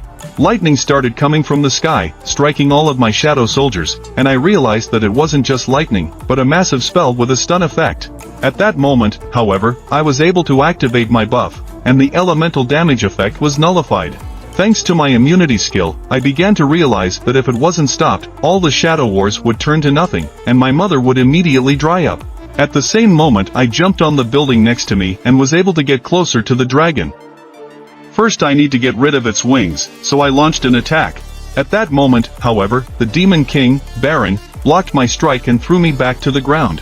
I landed forcefully on the ground, my bike slid across it, and all the rocks started flying apart. I looked up and saw the Demon King Ram begin to spew lightning from his mouth, which flew straight at me. I managed to turn away in time, however. I realized that he was very fast, and that he would soon get to me. It was a good thing my cloak absorbed damage, but only within its limits. Suddenly I saw flames flying toward the Demon King. That flame used a Fong to cover me. Well, as the Fong and the Demon King began to diverge in different directions, because a collision of such terrifying power could not go in a straight line, and I, sitting on the ground, watched it and realized that I had not given him the orb for nothing after all, which increases the attack by 100%, and it was worth it. With that Fong attack, I was able to knock down the dragon, which fell to the ground toward me, and I saw the Demon King begin to get up. But I was relieved that he was already on the ground. After all, I was tired of watching him from the bottom up, and now there would be a battle between the two strongest bosses there are on the 100th floor. But there are actually skills that do not consume mana, and the Lord's Touch and Shadow Wars are just that. The Lord's Touch controls and affects physical objects, but the effectiveness depends directly on the weight of the object. Although this skill does not consume mana at all, the same is true for warriors, as those I save in the mist no longer need to be recalled. But things change when they are destroyed by the enemy. Soldiers begin to consume mana to regenerate.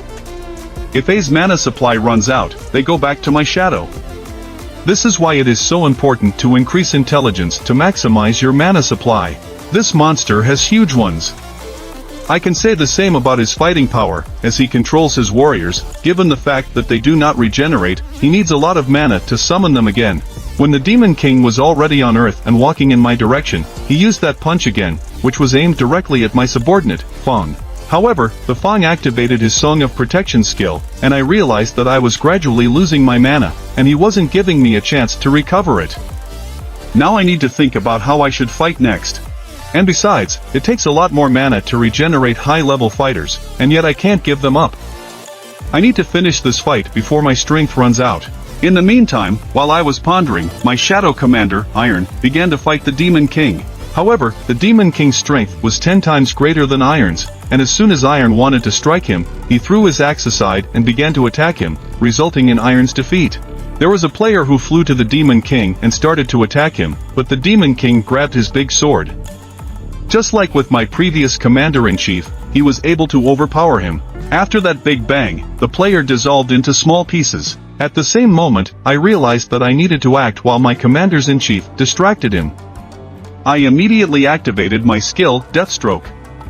However, the Demon King was suddenly able to parry it. As he parried my blow, he grabbed my head with his other hand and lifted me into the air.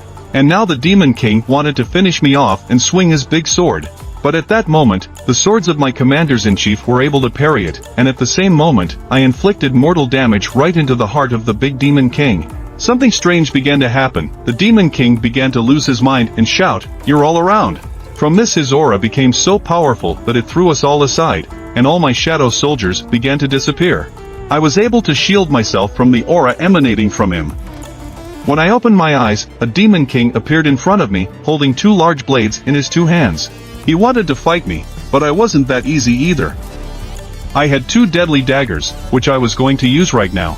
We stood looking at each other, and at the same moment, we clashed in a vivid battle. The Demon King started to attack me first, but all his attacks were in vain. I had a good grip on my daggers, and I could easily parry all of his attacks. So I decided to activate my Deadly Strike skill again and started attacking him back, but he also parried my attacks. At this distance I was faster, and with my quick attacks I was able to wound him, but suddenly he used his strange magic again, and the attack enclosed in lightning bolts went off. I parried this attack with my blades and threw it back into the sky. But with that attack, my daggers also flew away, and the Demon King was ready to strike me one last time. However, I was able to grab both of his arms and realized that his power was very great, and he had an endless supply of mana again. After all, he used it to attack me with this strange blow from his mouth. But suddenly I saw some kind of blade come and smash right into his head, flying off to the side. I couldn't figure out what had happened, but it was Alice, who was standing nearby and threw her weapon right at him. As a result, the Demon King began to pay attention to her by turning his head. And then I realized that this was my chance. I would put all my power and strength into my skill, the Lord's Touch, and strike him one last blow. As soon as I swung, I started screaming that I would end him with a single blow. I hit him on the head with full force. So I inflicted critical damage on him, and at the same moment the Demon King was destroyed. Alice was very excited about the way I destroyed him. As soon as the Demon King fell to the ground, the notification system showed me that I had collected all the demon souls, and my quest was complete. After that, I fell to the ground, and Alice was excited about it. She started to run to me, but I asked her to go and tell her father that the Radio Clan was now the very first. And as soon as I defeated the Demon King, all the clouds cleared, the sun began to shine, and at the same moment my shadow soldiers began to collect mana crystals that were lying everywhere. I also managed to find the Demon King's ring and the Demon King's half-sword, as well as the Demon King's blade. And last, and most interesting, was the Demon King's purified blood. With the Demon King's ring I finally unlocked all the effects of the set, and no doubt the items in the set are quite useful. This is the item of greatest value right now. I was able to discover the ingredient, the purified blood of the Demon King, and I finally got it. This blood has incredible magical energy. It persists even after purification.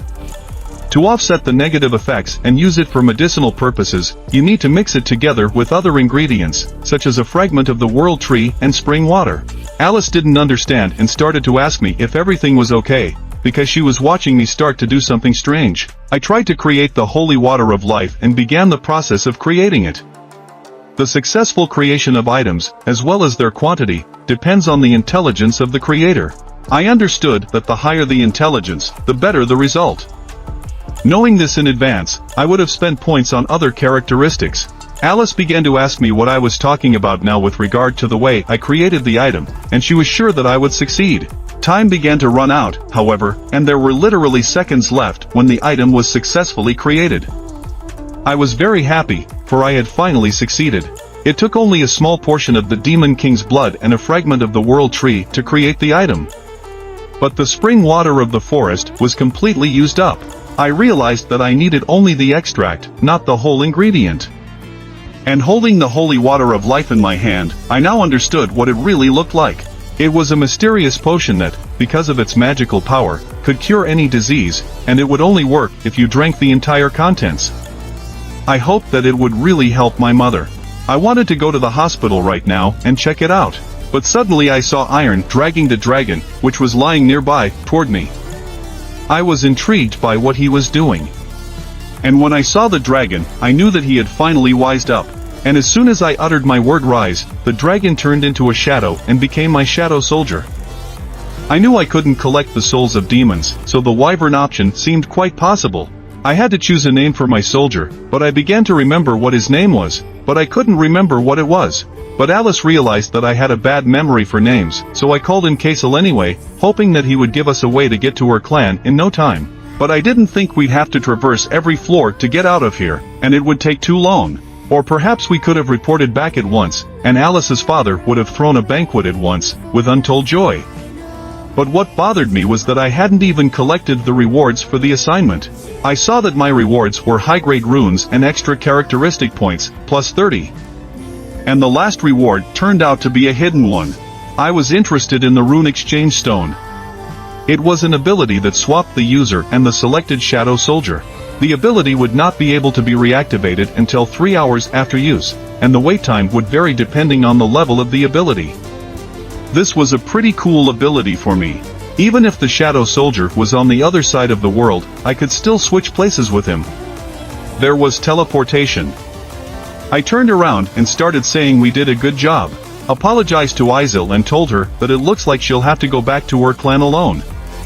The radio clan is on the 8th floor and she won't have to go far.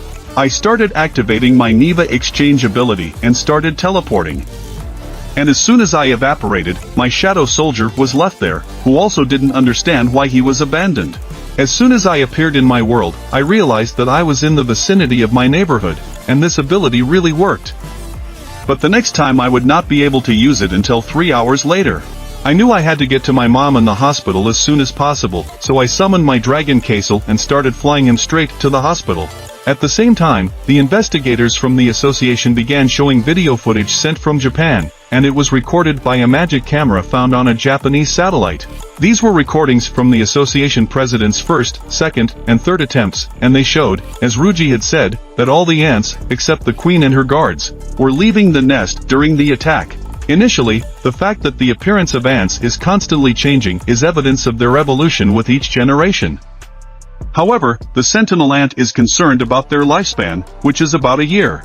On the other hand, high-ranking dungeons always have several bodyguard monsters protecting bosses. The question arises as to the likelihood that they will not return to the nest before the scheduled time. The researcher began to answer the president of the association that they could use a frequency jammer. These ants are capable of communicating with each other on a special frequency, and the Rugrats planned to confuse them with the jammer. The president realized that they should only worry about the queen and her guards.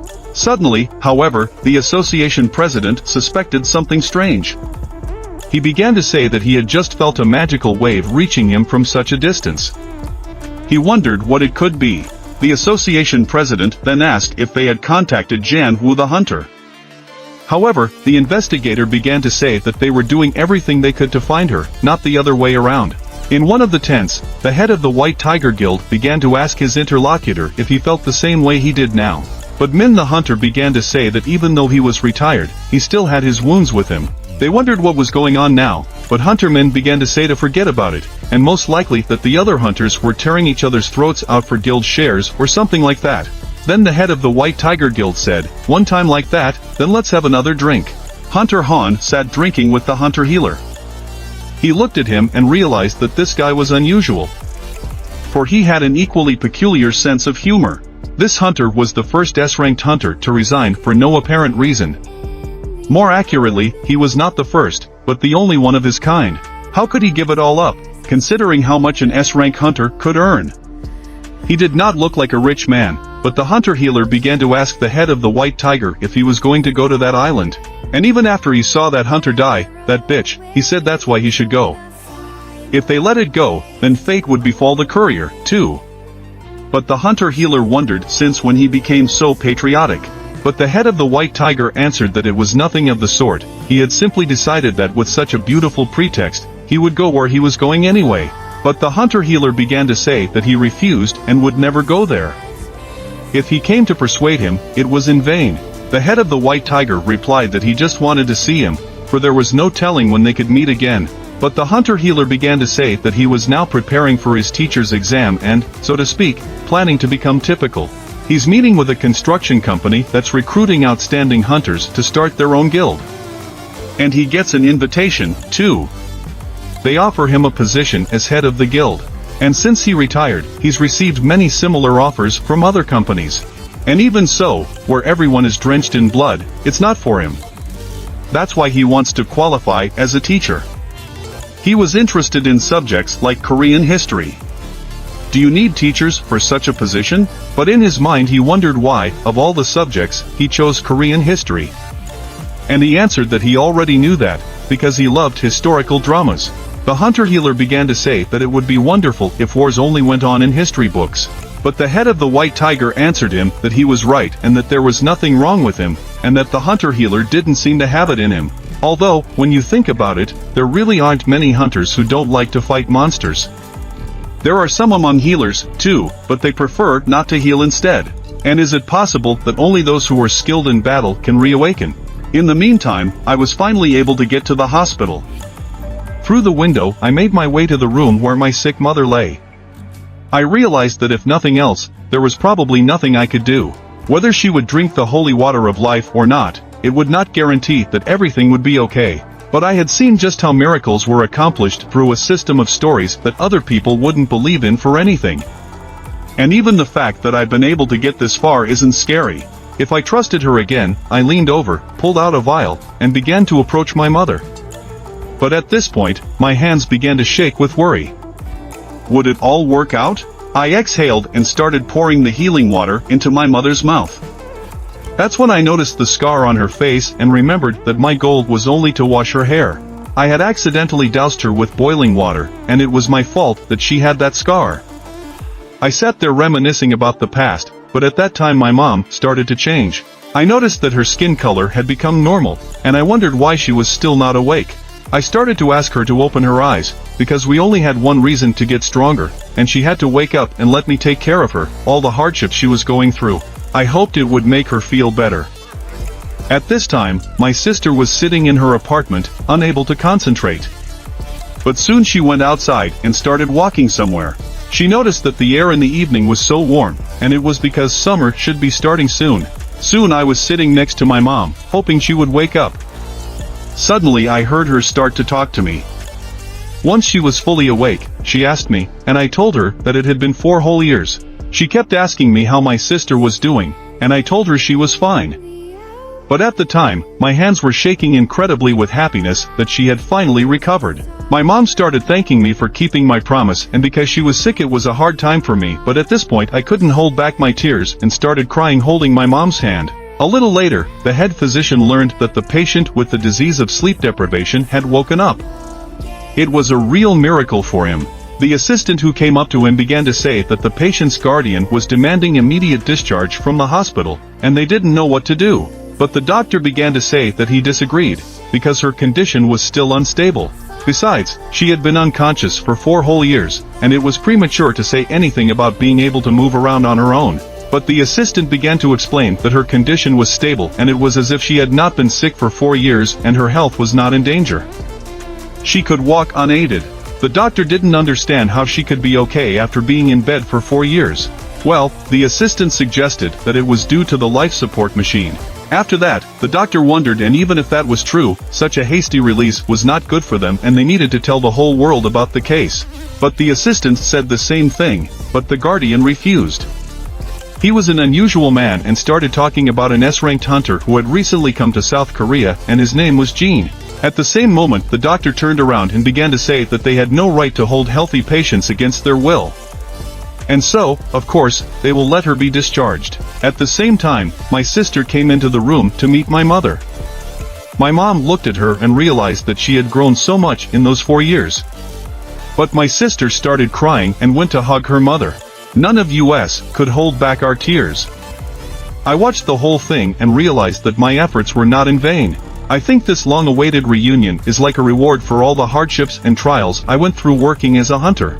I've often wondered if I'm constantly drifting away from them just because anxiety is eating away at me from the inside. A little later, I went outside, sat down on a nearby bench, and forgot all about my phone. While I was in demonic confusion, I had a lot of missed calls, but I figured that whoever needed to call me back would. But suddenly I saw a news story about yesterday that said that a monster had been spotted in the sky, but there was no sign of a breakthrough. I didn't want to lie, and everyone was wondering where this monster was headed. The Hunters Association gave no comment, and people began to wonder if they could live safely in Peace City. I realized that even the slightest stupidity of mine could become the most talked about event. But suddenly I got a call, and when I picked up the phone, I realized that the chairman of the association himself was calling me. I began to ask what had happened, and the chairman began to explain that he was already sure I had heard the news. But I didn't understand what he was talking about. I immediately began to say that it was probably about my dragon, because rumors spread very quickly.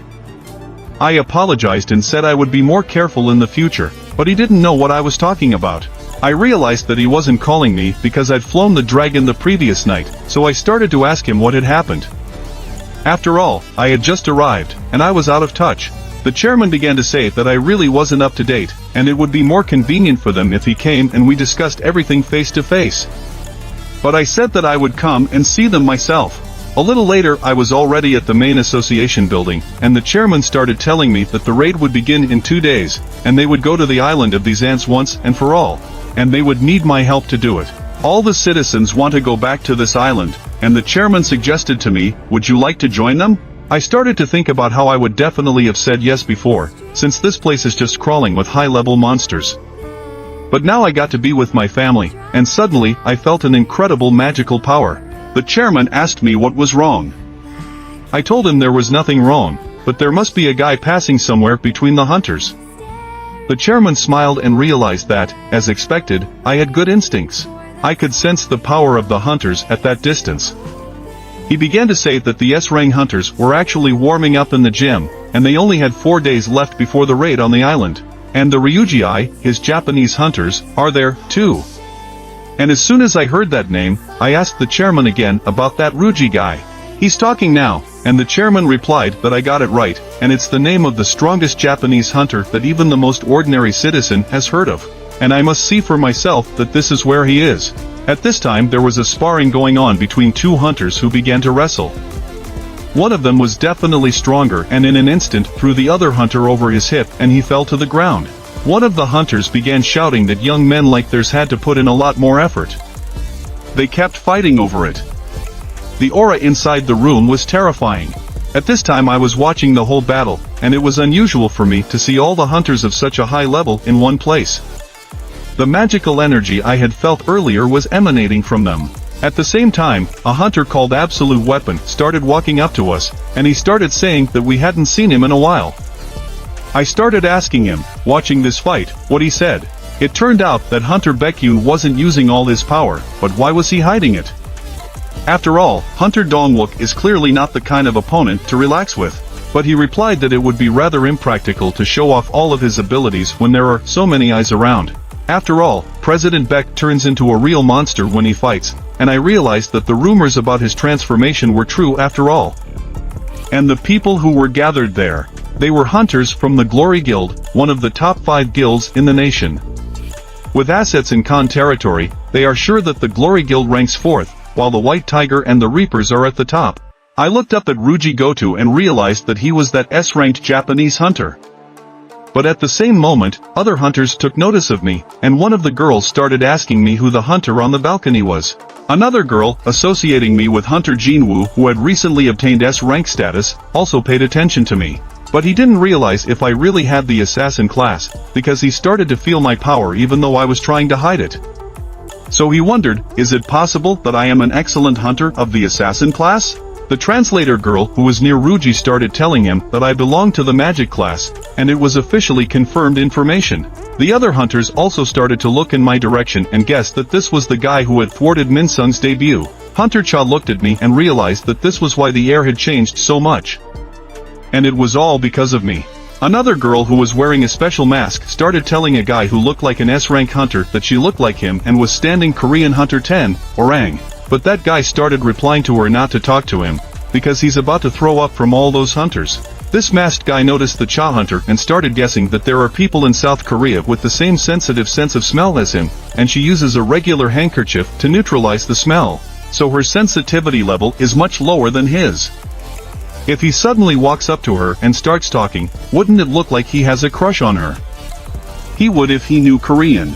Hunter Ryuji stood with his translator and she started asking him if it was really better to be in South Korea. They didn't seem to be their equal, but Hunter Ryujin started to ask her why she thought that. And she started to say that she had witnessed Gata-san sweeping the dungeons many times and other S-rank hunters didn't interest her anymore. But Ryuji started telling her that that wasn't true at all, and there was still one capable hunter here. Her name is Cha, and she's another fire hunter. He, and only these two can be compared to their best fighters. But suddenly the head of the Knights Guild started talking, and the translator just said that she thought he wouldn't understand what she was muttering there in her Japanese. But for this guy, Japanese was a second language he had learned in high school. However, the translator decided to ask who he was, and it turned out to be the head of Jiangsu. But this was the first time she had heard that name.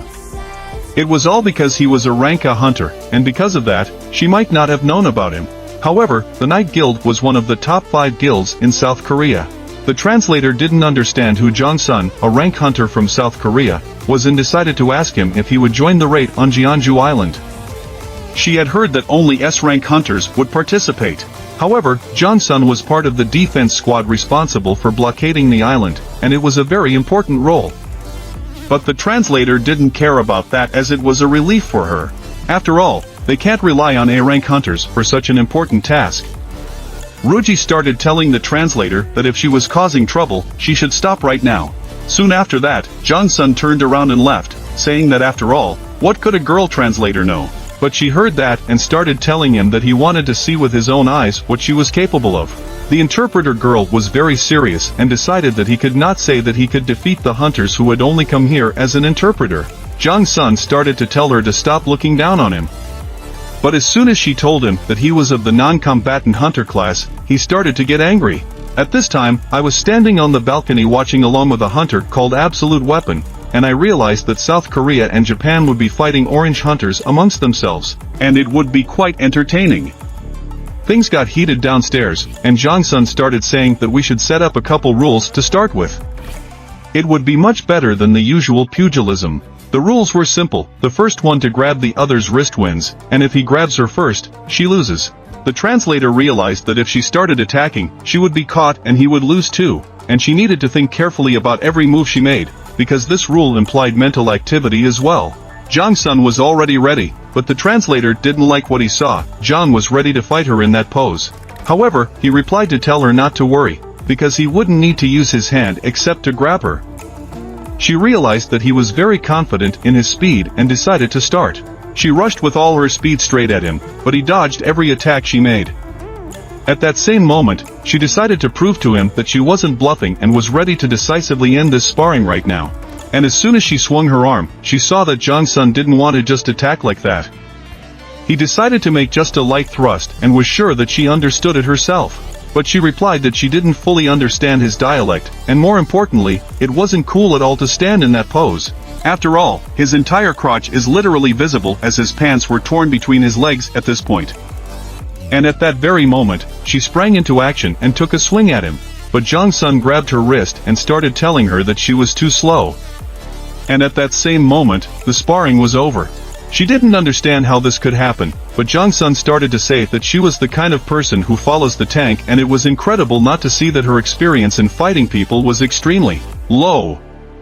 After all, stuff happens in Korea, and sometimes you have to fight people, and in the worst case scenario, you have to kill them. And she'll regret it if she doesn't take that into account. Unlike monsters, people's movements are much harder to read, and if she had a knife in her hands, it would have slit her throat instead of grabbing Ruji's wrist. Watching this, he started to say that it was a pretty good sparring session, and he asked his translator if she could relay the message that she wanted to address everyone here. And she began to translate that he had an idea that he wanted to propose to the Koreans in the name of strengthening their relationship. How about we spar using the same system as the S-rank hunters? I started going down with the president of the association, and he started saying let's exclude magical and unusual classes because they would be harder to evaluate. We also decided to add a couple rules. Whoever grazes their opponent's back or knocks them to the floor will be considered the winner. Instead of a one-on-one duel, we are offering a group competition. In other words, it doesn't matter who their opponent is. When the translator conveyed all of this to Ruji, he began to realize what it meant that the team that was the first to knock out a member of the other team would control the move. The hunter-killers would have a huge advantage if they followed the previous rule. He replied that he agreed to have South Korea fight against Japan's 4 hunters. I stood there watching and realized that Ryujin didn't seem to have decided to participate. He wants to observe them, and anyway, it's not every day you get to see a fight between S-rank hunters. And it's a good thing I came here today. One of Japan's hunters started to speculate that he could draw some conclusions about their strength based on their recent fight. But it seemed to him that this guy had an ace up his sleeve. The girl from Japan's squad was also watching and realized that this was a 4x4 battle, which meant her opponent would be the other girl across from her. And so they had already decided to start sparring. One of Japan's hunters realized that his opponent was capable of transforming into a giant, and he would surely enjoy the battle, relying only on pure strength. It would be great, just great. That's what a real man should be like. They clashed in a fierce battle and decided to see who would be the stronger of the two. At the same moment, the other hunters also began to fight, and one of them noticed that the other was very fast and confident in his speed. If he got even a millimeter closer, he would be finished. But luckily for him, he specializes in long range and attacks. He threw his magic arrow that flew at the opponent. They continued to fight, but some had an advantage in strength. The president of the association looked at all of this and realized that this training center had been built and fortified with powerful magic stones. Average hunters wouldn't be able to leave a dent here, as these guys had made a mess of the place in literally seconds. Letting these youngsters participate in the battle is a rather unfortunate decision, as their opponent is the strongest S-rank hunter. They must be wary, as he can not only grab their arm, but also break it. At this point, one of the Japanese hunters realized that his opponent was using cheap tricks and no one said he would follow the rules and only aim for the arms and back. After all, he decided that only the strongest would survive here. And at one moment he approached his opponent. He wanted to deliver a bloodthirsty blow, but he backed away and threw himself aside. His opponent realized it was bloodlust. I wondered why he had retreated. And most likely, he was just scared. But the masked guy started to say that he was overexcited again, because being a hunter was not for him. His opponent started to reflect that he wasn't wrong, and his name is Kumamoto. He doesn't even know if he is a great tactician or just a coward, but still, he decided that he is particularly aggressive. Ryuji seems to want to see the level of their abilities with this guy, but the Korean Association hunter has decided that his opponent is ready for what's about to happen. After all, if he's going to treat him like a guinea pig and just a little bit, he's going to get a lot more serious. His masked opponent realized that his eyes had changed, and to him it was horror. For he no longer wanted to be here. The hunter from the South Korean Association started moving straight at him with amazing speed. And as soon as he threw one punch, the man dodged, and he realized that he was more cowardly than he thought. His awakening was going to put him at the top among all S-rank hunters. The spectators who were watching all of this realized that they were even bigger monsters, and compared to them, his battle was just child's play. But suddenly, there was a loud sound and everyone saw that the big guy from the South Korean Association was toppled to the ground, and he couldn't believe his eyes because it was the first time for him. At the same moment, the other South Korean Association guy was also pinned against the wall and his hands were grabbed. Now there was a battle going on in which four were fighting too, and the Japanese Association was in the majority. However, the hunter from South Korea was unwilling to give up and began to tell them who would attack him next. He knew that whoever fought him would regret it. At the same time, a battle started between the two girls. Huntress Cha attacked with amazing speed, and her opponent didn't expect her to be so fast. But it wasn't just that. The opponent couldn't find a gap in Huntress Cha's defense. She used to be called a dancer, and she earned this nickname due to her agile movements that resembled a dance. This trait allowed her to incapacitate her opponent very quickly. However, due to her guild leader's ban, she no longer used this nickname, so only a few people know about it. Huntress Cha swung, and with that speed, her opponent's cap flew to the side. At the same moment, the huntress moved behind his back and touched his back. Once she was done with that girl, she decided to hurry up and help her partner, Baek Yun, who was fighting against the two. But at that moment, the third hunter approached her and started to say that he knew that those two could not be bothered with, so he decided to deal with Hunter Cha. As soon as he approached her, she reacted and started attacking him with quick movements right on his face. Those who were watching all of this couldn't understand what had happened. After all, it looked like arrows shot from a machine gun. They didn't realize how many times she had struck her fist, maybe around 10 times, even more. Such a large number of punches in such a short period of time made it impossible for him to block them. At this moment, the huntress realized that she had overdone it a bit, and Hunter Kumamoto was covered in blood from those punches. From that moment on, he began to get angrier and angrier, and being in that state, he became completely different. And it wasn't even a change of personality, he was just losing his mind. And at the end of the fight, he didn't remember anything. He could use not only forbidden techniques, but also attack even his allies. And in the end, in a ranked dungeon without outside help. But if he's involved in conquering rank gates, then him waking up as an S rank doesn't make any sense. Ryuji started talking about how if anyone from the Korean team was in danger, they should be stopped immediately. He only wanted to check on them, but the translator started telling him that if he wanted to restore him, it was best to do it right now. After all, they wouldn't be able to afford compensation for the damage done. And as soon as that guy got angry, he was already standing there looking at Hunter Cha with his terrifying gaze. The huntress realized that he was too fast, and his punch was already flying straight at her. As soon as he hit, he was surprised that his foot was stopped and there I was, covering the huntress. I started telling her that it was just a competition and his bloodlust was going over the top. I asked the huntress if she minded if he interfered. But that guy got even angrier and started attacking me. In an instant, I was able to grab his arm and twist him, putting him on the ground. Ruji, who was watching all this, didn't realize what kind of move this was and asked his translator if she was sure he was a magic class hunter. He started to say, "Hunter-cha, I think the best solution right now is to accept the Korean team's defeat." And I agreed, because it looked like Hunter Beck had also been caught. However, I realized that the gap in their skills was quite large, and even if he reincarnated, it wouldn't change anything. Suddenly, I heard someone start talking to me, and it was Ryujo. The translator started translating that he wanted to fight me one-on-one. I looked at him and realized that it was an aura permeating everything around him. Even without an interpreter, I can understand what he's trying to accomplish and what he wants. On his own, he wants to find out what I'm capable of, but I don't know what his motives are. But this is just a way to find out how strong I've become since the demonic castle. Ruji looked at me and didn't understand why I was smiling, and at that moment, the translator started to tell him that Jinwoo would accept his offer, but only on one condition. He said he would accept his offer if he fought at full strength. The other hunters didn't understand what was going on here, but Ruji was curious since they had a high-ranked healer with them now. This fight shouldn't lead to serious consequences. He started to say that he liked that suggestion and asked the healer to take care of the wounded, especially himself, and pointed a finger at himself. At my place, the other hunters with the Korean Association started speculating that this was the little-known 10th hunter. And one of the hunters couldn't believe that this youngster would fight the very Ruji Goto, the Cha hunter.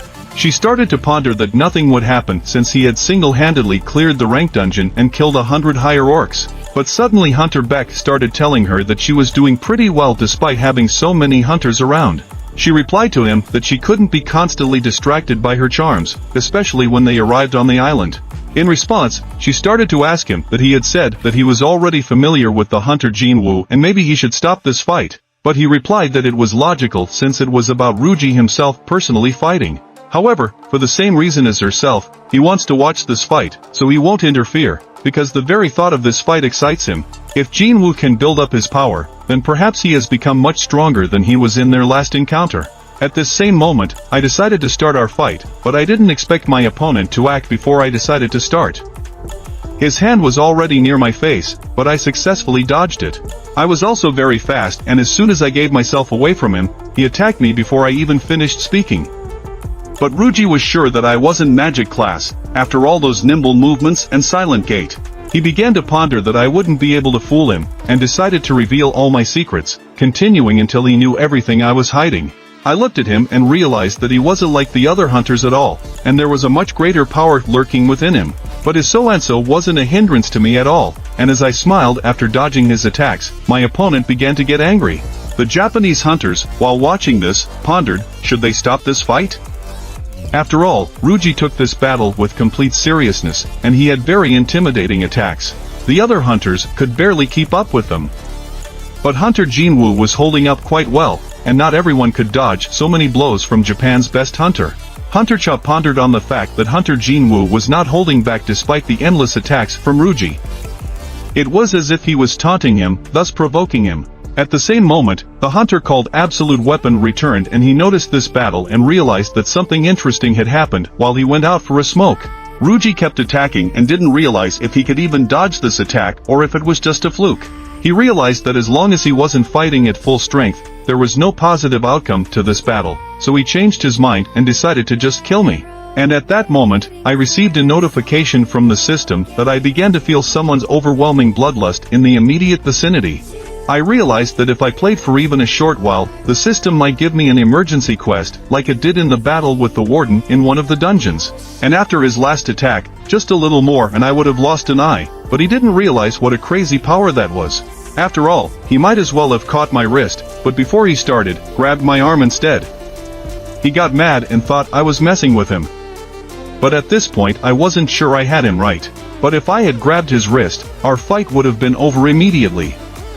But I knew he didn't want that either. As soon as I got serious, we swung, and the earth beneath our feet began to tremble from our swings. The other hunters didn't wait and decided to stop us. And as soon as they got close, they started holding our hands, and one of the hunters built a wall of ice. One of the hunters declared that this was enough.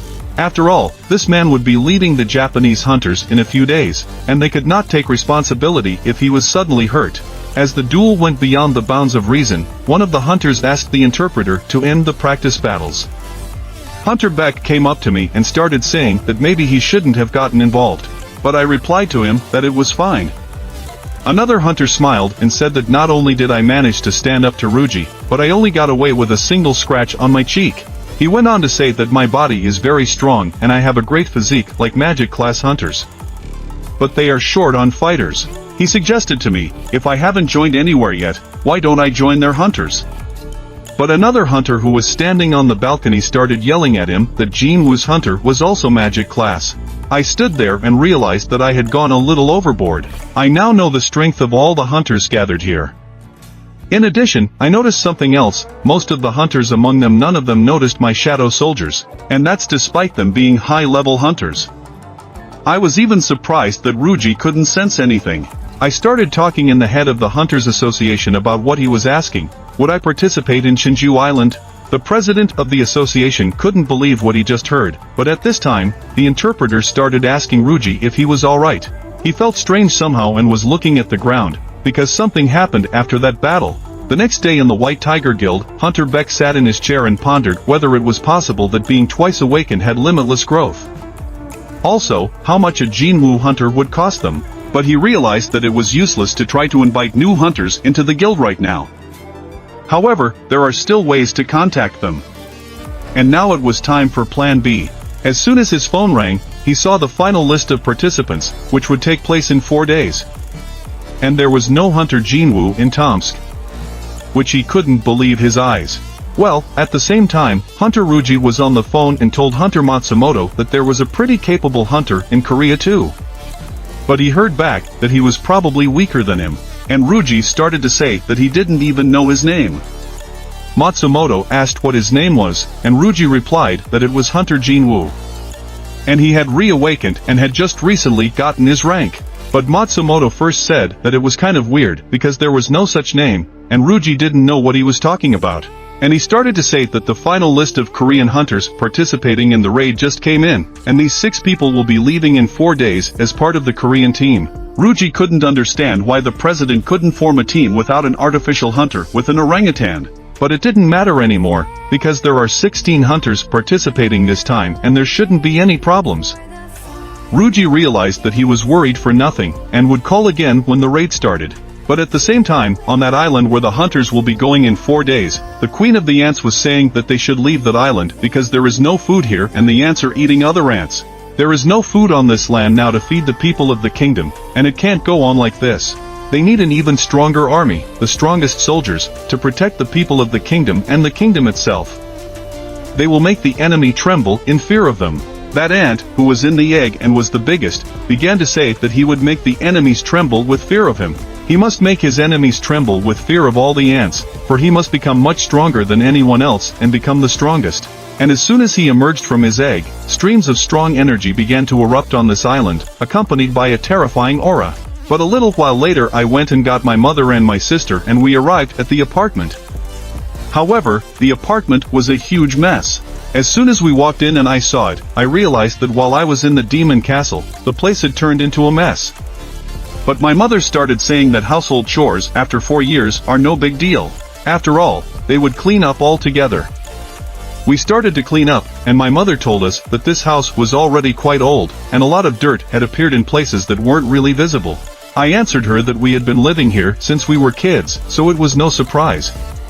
But suddenly my mother asked me, and while she was sleeping, I happened to hear nothing about my father. I answered her that I hadn't heard, because if I had told her that I had also become a hunter like my father, I wondered how she would have reacted. There's a reason why it's taking Mom so long to leave this apartment. Even though I've already made more money than people usually realize, and there's a reason why we still live here. My mom is still waiting for my dad, who is missing, and suddenly he'll be back here, in this house, at the same time.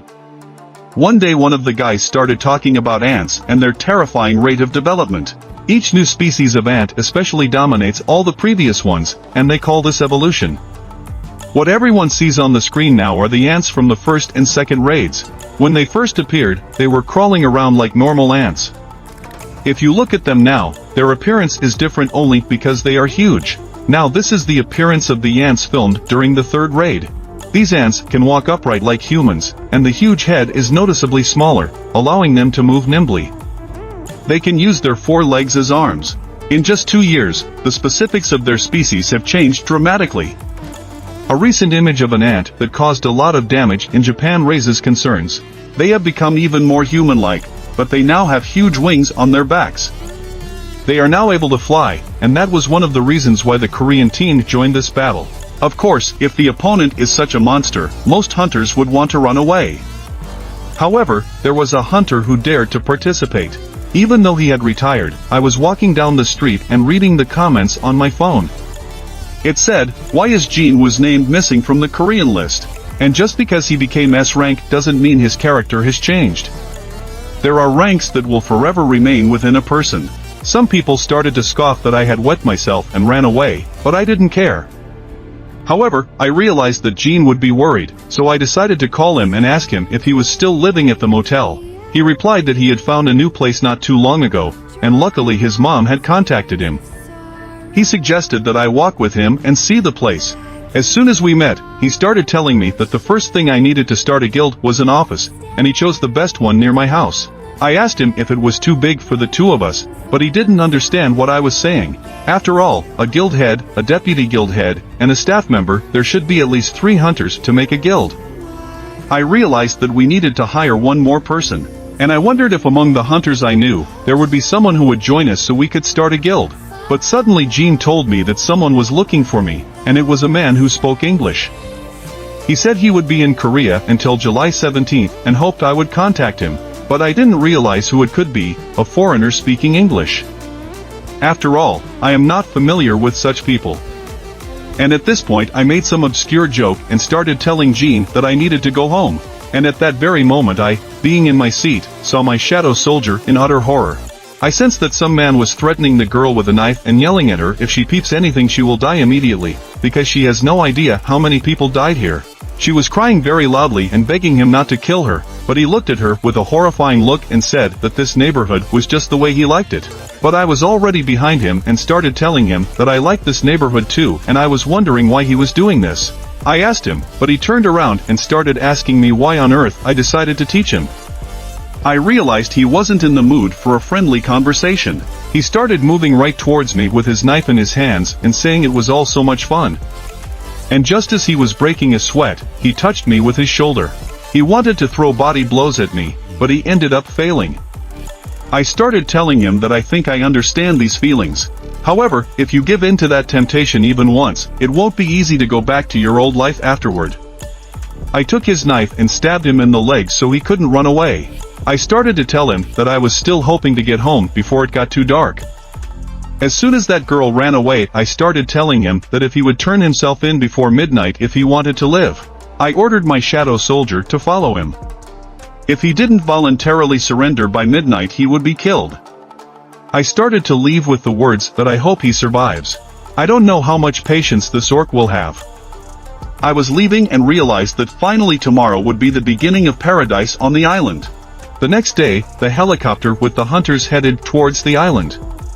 Hunter Ruji sat on his chair and watched his phone, but he couldn't hold back the trembling in his hands, for at that moment, he felt the aura of death that was approaching him.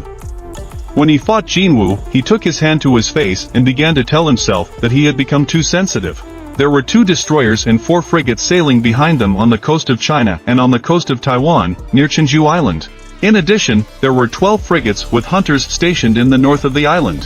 One of them, even if you let them weaken for even a second, would attract the attention of the ants, who would immediately attack them. The other hunter started to ask his mentor if he thought it would work against them. But he replied that if they didn't try it, they wouldn't know. The Knights Guild was here for that very purpose, for their defense team must take care of any creatures that might get to the mainland by flying past them. Elsewhere, one of the hunters started saying that he would leave the rear on the other guys since they are all from the guild and are staying here. The deputy guild master could take care of the combat training, but he didn't understand how to envision it. After all, he is only a guild deputy master in words. But the hunter began to tell him that their successes had only increased because of him and his knowledge, as well as the expansion of their scope of work, all of which were his merits. However, he felt very fake sending his head to the front lines and asked him to return unharmed. At the same time, some hunters started yelling over the phone how they could send their star who had recently joined them. After all, if anything happened to her, the guild would not be happy with them. While hunters from each guild were distributed throughout the south at the request of the Hunter Association, if Right is successful, no one wants the surviving ants to infiltrate the mainland. The head of the association with a hunter in rank A, 10 hunters in rank D and below protect the state's territory. Hunters who have retired and awakened hunters who have decided not to be hunters have also stood up to defend. Their number is about 5,000, which corresponds to 1/10 of all awakened hunters in the country. There were other hunters flying in one of the helicopters, and the guy who was a cameraman from the official press started saying that his title entailed broadcasting the hunters professionally, and this raid would be broadcast live across the country. They don't have to worry about possible mistakes because the broadcast is on a 10-minute delay, and at that time the editing team cuts everything out. But some hunters didn't understand why a cameraman was accompanying them in such a dangerous place, and what the president was thinking. However, another hunter who was sitting next to him started to say that their direct duty as hunters is to protect the people. However, they need to realize that they need to be extremely careful. But the videographer began to say that even if they perceive him as a weakling, he is actually a hunter with experience and qualifications like the rest of the hunters. There are many awakened who have chosen a life without such endless raids, and videographers with hunter qualifications are an example of how the two jobs can be combined. This isn't the first time for him, he has participated in dungeon sweeps several times. However, he doesn't know if his experience will help him this time, because he was scared. But another hunter started telling him not to worry so much, because the Hunters Association approved this broadcast. So, there is hope that the fourth raiding will end successfully and this will be the first and last time the public will see the S-Class raid. Besides, they've already failed 3 times on the island, and they've decided that this time they will, because if the speech ends in failure, they will most likely disappear from the face of the earth. It was time for the world to need a hero, but one of the hunters turned his attention to another and asked him what he was doing here, for he didn't expect him to join as well. It was an S-rank healer, but he started to say that without his healer gift, Han would die in the first one, because he is the one who gets hit in the head first. But Han started to get angry and yelled at him, asking why he would be the one to get hit in the head first. But suddenly their conversation was interrupted by Hunter Cha and asked the guildmaster for the video of Ali and Hunter Jinwoo. But he replied that no, he hadn't seen it. But at that moment, another hunter started saying that the show was already starting, because they were flying up to the island, and the healer's hands immediately started shaking, because he was scared. At this time, the hunters were already on the island, with Ruji at the head. They were walking through the streets of a neighborhood, but they didn't look around and realized that this city now looked like a ghost. On the ground were the remains of ants that seemed to be eating each other. Ruji realized that there was a predator among them. Ruji started to contact Bravo's squad and asked them to respond in order. All the other groups were ready and they decided to start this raid. Suddenly explosions rang out all over the island. The hunters who were on the helicopters nearby started looking out the window at this power that was coming from the island. At that moment they realized that the Japanese had already started their operation, and all the ants flew out of their hiding place.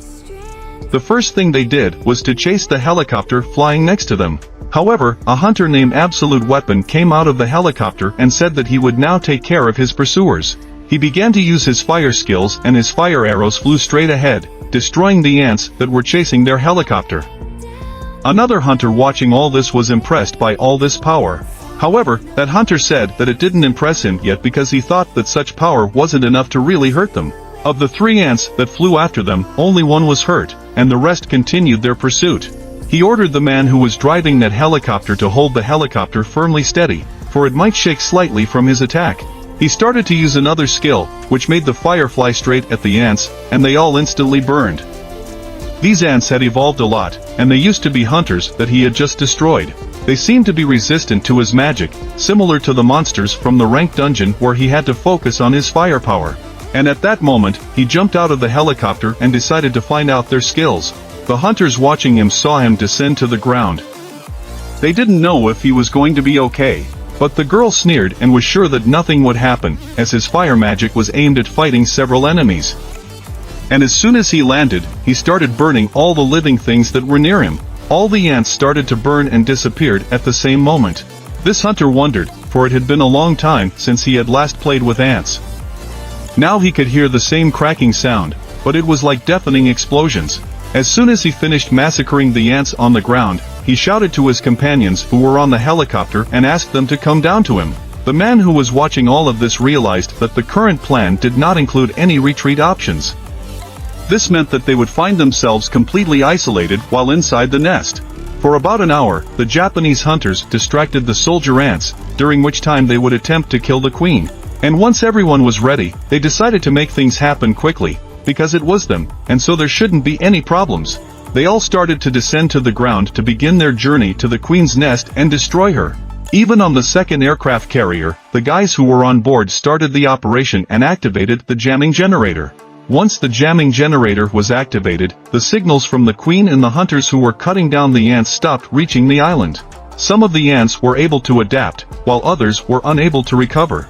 One of the huntresses was chopping the ants with her large daggers and started telling her comrade to hurry up and adapt or they would die. Team Bravo started saying that at this rate they would kill all the ants before the Korean team killed the queen. Another hunter asked where their comrade Kong was, but he was in the meantime playing catch-up with the ants, tearing off their wings that allowed them to fly. He was old enough, but he was still acting like a child. Suddenly, the Delta team saw an explosion on one of the volcanoes, and a guy named John was there. He used his ice control ability to freeze all the ants that were there. So he wondered what would happen if they started fighting his ice and flames. After powerful explosions, the squad descended straight to the queen's lair, which was inside the volcano. Their goal was to destroy the queen. Once they were inside, they realized that the place used to be a fiery prison that held enemies. But now it only worked with ants, and the lower-ranked hunters decided to figure out how to get the queen. There were many passageways around them that looked like mazes. One of the hunters, whose name was Absolute Weapon, started using his skill and decided to try and find the entrance. He launched his fireballs into those very passageways, and suddenly the sound of explosions came from all the passageways. He realized that all these paths were all tangled like a maze, and if they went randomly, they would come back as his fireball. He began to assume that the deep place where no explosions could be heard was in the nearest passage he saw. The hunter from the White Tiger Guild hesitated, for what was expected of a hunter had happened. John in his presence was already reassuring, and while they were looking for an entrance, I completed my daily task. After that, I ran 10 kilometers. And as soon as I stopped, I realized that the area where I lived hadn't been this crowded before. But today there was no one here at all, and that was probably because the broadcast of the raid had started. The rank hunters from Korea and Japan undoubtedly have a lot of power. I realized that there was no point in watching them now unless something unforeseen happened. Meanwhile, inside the volcano, a hunter with a bow was destroying the approaching ants. The hunter John started to say that barring some individuals, everything was as expected. But the other hunter saw such ants for the first time, and they were the queen's guards. If so, they are not weak, because they have poor eyesight, and they are only able to protect the inside of the nest. If so, there would be no difficulty, and their firepower is more than enough to destroy them. But the healer realized that the queen was indeed here, and he speculated that she might abandon her people and escape to another hunter began to say that from this island these things have nowhere to run. The video reporter at this time realized that it was very dark and he couldn't get a good shot of everything, but he was confident that his headquarters would tweak things if needed. They continued on their way and passed through a large cave. At one point they noticed that in front of them was a clutch with a very large number of eggs. If the clutch was here, the queen must have been nearby. I didn't realize that these ants were guards after all. One of the hunters decided to burn the whole thing, but Hunter Cha noticed that there was one huge one among the eggs that had hatched. They couldn't believe their eyes that it was also an ant egg. What else could hatch from such a big egg? Their main objective now was to destroy the queen, and everything else was unimportant. They understood the danger, but the current situation was beyond expectations. The monster that hatched from the egg with me is most likely still here somewhere. At the same time, outside, the hunters were fighting the ants that attacked from outside. One of the hunters turned her attention to her comrade and told him he didn't look well. He stood there covered in the blue liquid that was also with the ants, and there was nothing he could do about it. The guys were more annoying than he thought and came at him with great force and coherence. He thought he could handle them in one fell swoop, but ended up getting hit in the shoulder and under the rib. The healer who was supposed to heal him started saying she wanted something in return. It's really true that she really wants something in return, and this time it wasn't money. The other hunter who was injured started asking her what she wants then, since she earns more than him anyway. Even though she's still a child, she's so greedy for money. But suddenly they noticed that a swarm of ants was flying at them again. And just as one of the hunters turned around to ask what she wanted, he saw someone finish off the healer with one powerful blow. He couldn't understand what had happened. But at the same moment some monster appeared and started running straight at him. That hunter wanted to avenge his partner, but that monster also did it to him in one blow. It destroyed him and he fell to the ground. The third hunter started screaming and waving his big sword, but eventually he too was destroyed. They all lay on the ground, still not knowing what had killed them. A hunter with a large shield stood in front of the ant, and as he looked at it, he realized that this was the royal guard. Each of these creatures is comparable in strength to a ranked hunter. However, this animal does not only live in Africa, but unlike humans, who cannot predict their movements are much easier to understand. At the same moment, Hunter Cha stuck her sword into the ant's back. By doing so, she stepped on it with her feet, and the entire sword began to slash the large ant. However, as soon as she stepped on the ground, another ant was behind her back. She reacted in time, turned around, and began slicing it to pieces. Although she was able to destroy it, she realized that they were damn tough guys, even tougher than she could have imagined. The Queen's guardsmen are different from normal ants, and yet, it's even good that there aren't many of them here at all. One of the hunters who was standing behind started telling the others not to worry. That way, if anything, he would have their backs. The head of the white tiger turned his attention to him and realized that he was completely daring today. But that guy started telling him to watch himself and not to make any mistakes of the new recruits. And as soon as he finished off another ant, he realized and started telling the others that just chopping the skull was not enough. After all, these critters would live for a few more minutes, so they needed to be cut and their limbs slashed so they couldn't move and ponder the fact that the queen wasn't at rest just yet. And from the looks of it, they are of the previous generation. The first generation doesn't seem to be part of the guard. There might be a whole bunch of hunter ants belonging to the second generation ahead of them, in which case they need to prepare carefully. None of the hunters who belonged to the mage class started making spells with their book. By doing so, he had cast reinforcements on all of his hunter friends and the energy he had given them. It was literally rushing through their bodies. This spell was a support for physical enhancement. Some of the hunters felt like they were about to rip through whole ants moving straight through. Eventually the healer stood behind and started saying that he was so invulnerable. So he would stand behind and if anything, he would take on a couple ants if there weren't enough for everyone. But the head of the white tiger started saying that no one in their right mind would rely on a healer, and regular support would suffice. So he should stand behind and just watch them. Outside, however, the atmosphere had boiled off and some of the hunters were moving towards Charlie's team, for she hadn't made contact in a while and they had to find out what had happened to them and what they were doing there. Suddenly they saw the same place where Charlie's group had last been. They stopped and noticed the footprints, realizing that it looked like they had cleared that part of the island. However, they still didn't realize where they had gone. Suddenly, one of the hunters saw glasses that belonged to the hunter himself. As soon as they looked in the distance, they saw their comrades who were lying on the ground. They couldn't believe their eyes. What could have happened to them? They were so destroyed. The masked hunter couldn't help himself, for what he saw was beyond normal. He dropped his mask on the ground and bent over. His partner didn't realize what was happening to him, but some kind of disgusting stench was permeating his nose. It was a very creepy odor, and he had never smelled anything so foul in his life. He couldn't help himself. So, he started to use his power towards that stench, and that whole part of the forest that was enveloped by that smell started to turn chilling from his power. In the queen ant's lair, the hunters fiddled with those ants for too long. But they were wrong. One of the hunters said it was actually the other way around. Long is when you spend more than 5 minutes to kill an enemy. But with the help of this spell, it was as if they now had wings behind their backs, and the hunter had killed twice as many monsters as the head of the white tiger in such a short time. It would take about 15 minutes to reach the royal chambers, and it wouldn't take them long at all to get out through the tunnels they had already passed through. But altogether it would take about 30 minutes. Now the most important thing was the destruction of the queen.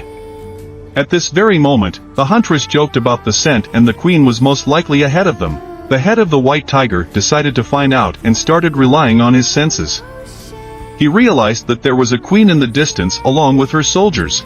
She was at the back of the cave and there were about 8 guards around her. But if she is the huntress, can take them on, then the rest of us have no choice but to destroy the queen. One of the hunters asked the huntress would she be able to handle the guards while he fought the queen, and she was agreeable to such action. One of the hunters began to do his fire spell, and he had held back before. But today he decided that it would be a waste if he didn't go all out, and a huge fire dragon spell began to move towards the queen. But at that moment, one of the ants got behind this hunter, but he was lucky to be blocked by the others behind him. The hunter with the bow began to tell him not to worry, for he would provide them with the head of the white tiger. At this time, he decided that he would also not self-limit himself. And to hell with all these restrictions, even if he had to turn into that ugly monster. He would exterminate those damn insects. Hunter Cha was surprised, for this was the first time she had seen this beastly appearance. Suddenly, one of the hunters shouted for her to spring into action. She took that as a signal and activated her skill, Provoking Wave. All the ants in the area turned their attention to her. Once the other hunters realized that it worked, they immediately started heading towards the ant queen. The hunter realized that with the weather all the guards would leave their positions, so he would do his best to hold the queen.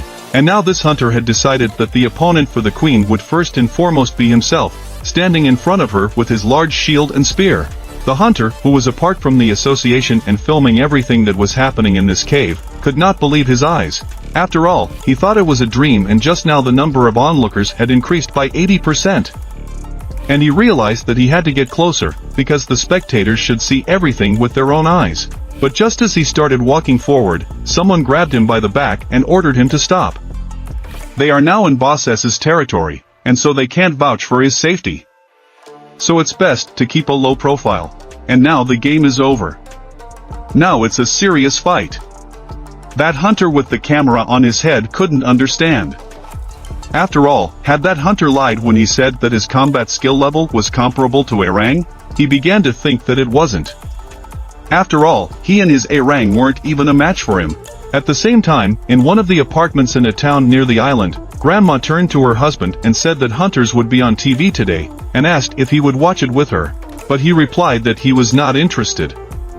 However, his grandmother continued talking, interrupting him, for they had just said that today all the enemies would be defeated. But he replied, after all, they always say that. It's nothing new, though. Grandmother filled with hope, for these hunters were the only ones who could avenge their child, and they were bound to watch, even if the whole world collapsed. But Grandpa didn't dare to get up, and Grandma went into the other room and sat down in front of the TV and thought about how stubborn he was, like a sheep. The TV started saying that the South Korean hunters had just bravely engaged the queen in battle and were right now in her chambers, and the very ant that everyone was so eager to see appeared before their eyes. The queen and the hunter Ma Dong are holding up just fine. However, the rest of the hunters need to hurry to help them. And just now, Hunter Beck eliminated one of the queen's guards. Grandma was very scared and felt as if the whole world had gone crazy. Other people were also watching on TV. There were only 4 ants left to guard the queen, and they had already wiped out half of the royal guard. Soon there were only 3 ants left protecting her, and then only 2. The hunters decided to destroy them and make their way to the queen. By the end of the raid, there were none left and everyone heard on TV that all the guards had been exterminated. Suddenly, Grandpa walked in and, slime in his eyes, said that this was the 4th round and they must win, for there was only one enemy left on the horizon, the queen. By destroying her, they could finish off the ants in the studio. At this time, the man started calling his director and telling him that they had just increased their audience reach by 85%, breaking the previous record.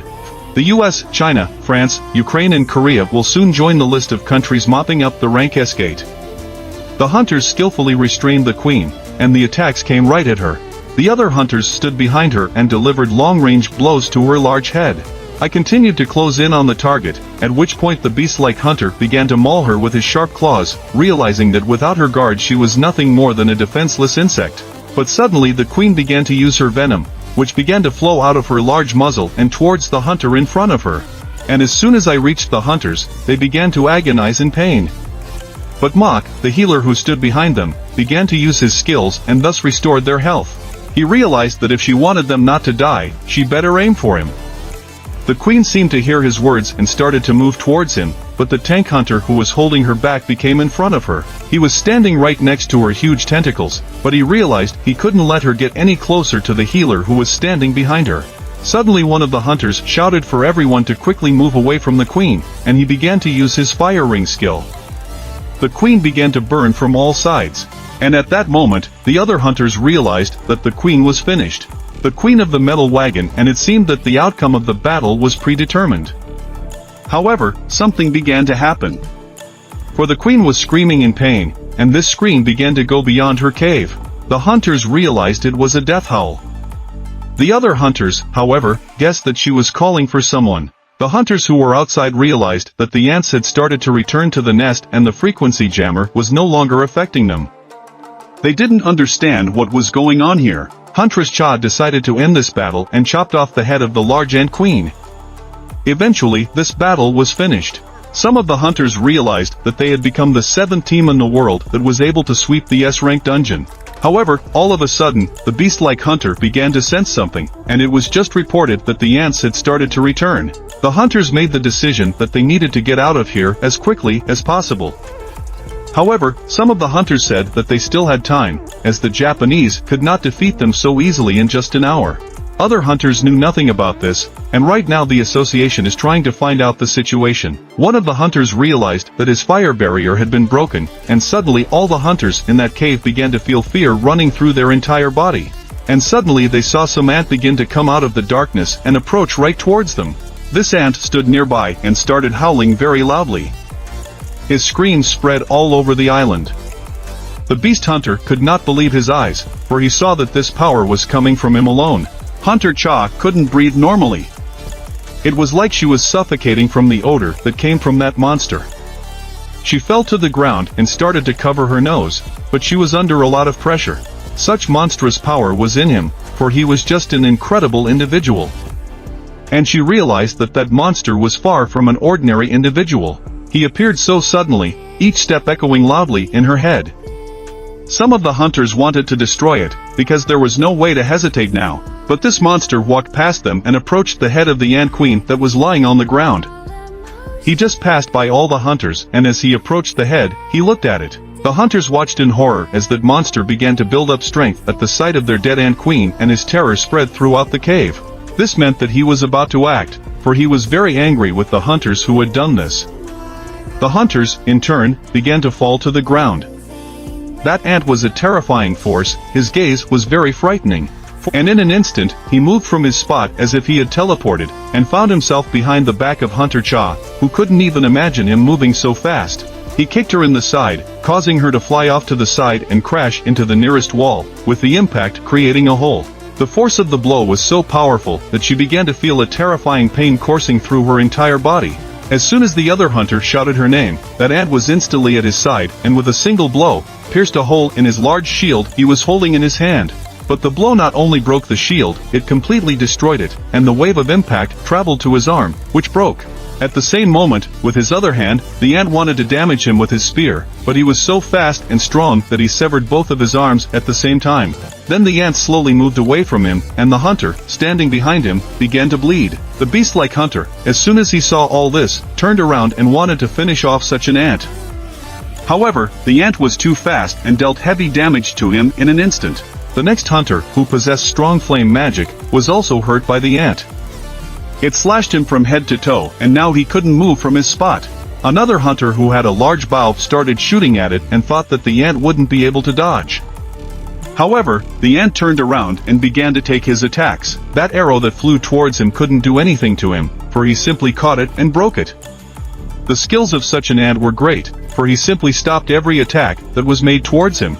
And as soon as he broke that arrow, he approached the best and hit him with all his might, and he flew aside.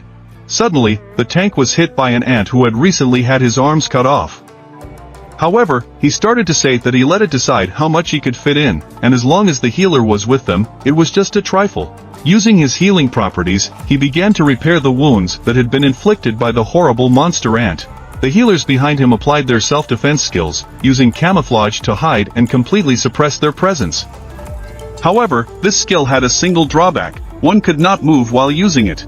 Nevertheless, it is perfectly acceptable for a healer, so if he wants to get rid of it, he needs to find a healer first, and the Ant cannot break them as long as he can heal his team. But as it turned out, that wasn't a problem for Ant. He grabbed the tank by the leg and started beating it against the ground in different directions. Eventually, the tank was thrown aside, and it couldn't move.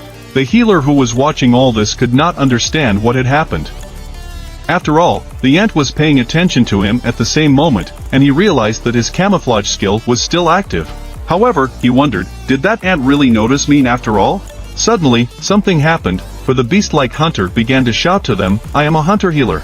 But the hunter-healer himself could not understand how this was possible, for he was, roughly speaking, invisible. However, an ant was at his back and made a hole in his chest with his big hand. As a result, all the spells began to dispel from the beast-like hunter, bleeding out. Was stunned that his comrade had been killed. This terrifying monster stood behind the slain healer. The last thing the healer could say was, "Run away, Hong, for you won't be able to handle such a terrifying force." But the beast-like hunter couldn't believe his eyes. The hunters who watched this horror could not say a word. In the end, the healer was killed, but the saber-like hunter couldn't just sit there and watch as his comrade was slaughtered. He lunged at the ant, but the ant stopped him with one hand and lifted him into the air by his neck. And so this ant began to say that he was running away from something that all the hunters could not believe that he was talking. For they realized it was a bastard, it had consumed him and, along with his life, taken all his strength and memories. This ant started saying they were weak and killed the queen and even put down the soldiers, but they miscalculated. He started to ask who their king was, but Hunter Han didn't understand what he meant.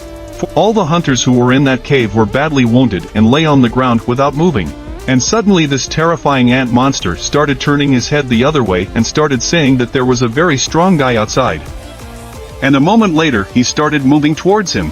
And as soon as he flew away, the hunter who was being held by the neck was on the ground, and he started to realize that there was a Ruji hunter outside, and he flew straight towards him, but it didn't matter now, he had to get out of here before he came back. But as soon as the hunter started to rise, he saw that a huge number of ants were moving straight towards them, and outside there were several hunters running through the forest, and for them there were. It was strange that first Charlie and now Delta, and with their team too, lost communication. Ruji began to realize that radio frequency interference. There's no way to damage them. They're not that far away. He started contacting Bravo Team, and Bravo Team started contacting him.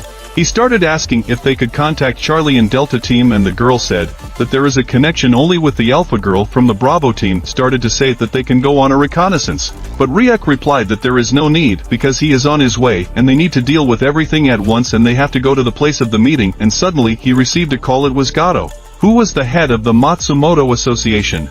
And at that time on the waterfront of China they started saying that it looked like South Korea was in turmoil, and although the ants at least couldn't fly to China, they thought that Japan was only helping them because Yuriuji wanted to get the title of national-level hunter. And it is possible that all national-level hunters have cleared the dungeon of such a high rank, and Yuriuji, despite his many feats of such a record, is not. But suddenly, one of the men began to guess that this performance is just a diversion. Eyes, because Yuriuji is still too weak, and the captain of the ship began to say that he thought his colleague would understand if he were lucky enough to meet him, and however one of the countries involved in this rig would suffer a crushing failure. And as soon as Ruji reached the place where his part of the team was, he saw that his comrades had been killed, and the other man he was talking to on the comms started asking if he had any casualties, and Ruji replied that yes, more died than they thought, but that's why they sent the third rankers. To avoid too many casualties, and they're just weaklings and don't need to pay attention to them. It was too ruthless, according to Ruji. But the man on the comms started to say that for now, he's alive, it doesn't matter, even if 100 of them die, because the chicken team is now trying to destroy the queen, and since the frequency jammers are no longer working, all the monsters are now heading back to the nest. And Ruji started to say that he's worried because it wasn't part of their original plan, but he doesn't think that this kind of thing can stop them. And the man who was talking to him and started to ask him what the odds are that the Korean hunters will survive, and Ruji started to answer that based on their fighting together on the training ground, and the composition and fighting ability of the current members of the raid, they don't stand a chance for that man. This was great news, because despite the fact that Japan provided all outside help in clearing the dungeon, all the raid participants had to retreat as the Korean team was destroyed, and Ruji's aspirations to reach the national level unfortunately did not Succeeded for him, it will be a great headline in their plan to destroy the team's ranked hunters. At the same moment, Ruji began to tell everyone to start retreating. And as soon as the order came from above for them to start retreating, the Ruji was attacked by that ant that had massacred the Korean hunters. The Ruji looked at it and realized that it was an unusual ant and immediately ordered his comrades to leave the area because they would be in the way if there was a serious battle. And at that moment the Ruji began to realize that this ant was emanating a rather murderous aura, but the ant asked a counter question: he or that king who was among these hunters? The Ruji was excited that such a monster. He drew his sword and said, "He's what? He is the king." And the ant started to mock, but the Ruji didn't understand. When such a great power is coming straight at him, and he had a feeling that something like this he had already experienced, but could not remember when it was, but suddenly his sword was broken and the ant took him down with a single blow. At the same time, inside the cave, some of the hunters who were not seriously wounded began to resist the onslaught of ants that flew straight at them. On others were seriously wounded, and even despite all their efforts, their condition left much to be desired, and now their only hope for salvation is the skill of a hunter who, using his powerful fire, but it was still not enough. And they realized it was the end, but suddenly a shadow began to appear at their feet, holding back those ants. It was a shadow soldier. The beast-like hunter couldn't understand where the black soldier was coming from, and at that very moment, I was standing in the city and I realized that now was the time to come to their aid, and I blotted out the word exchange with which I could teleport to the part where my shadow soldier was. The videographer, who was filming everything that was happening, was looking at the huge ants that were flying around him. He began to remember that during the last conversation with his father he had said something wrong, and if he had only known that things would turn out this way, he would not have been so stingy with his words. He was already ready to die, but suddenly those ants that had gotten close to him suddenly became the targets of a huge sword that slashed through them. At the same time, the guys who were in charge of the broadcasts, all of them were horrified by what they saw. Some ant had managed to kill all the high-level Korean hunters. They didn't understand how this could even happen. But suddenly, Chief's girlfriend started screaming that their lines were about to break, and there were many calls from viewers. The chief told her there was nothing they could do. After all, they can't broadcast a bloody meat grinder to the world. The chief was already despairing that they had lost, but suddenly one of the guys started saying that someone unknown had just appeared on the scene. When they looked at the screen, Chief couldn't believe his eyes and started telling them to resume the broadcast as soon as possible. One of the guys said that it would already be live and they wouldn't have time to announce prices in case of an emergency. But Chief didn't care about that, because they had already stopped the broadcasts and it was unlikely to be worse than it is now. And they have no choice but to turn on the broadcast right now, because now the fate of the entire humanity depends on one person. Inside the cave, Jinwoo appeared with his commanders-in-chief, who were shadow soldiers.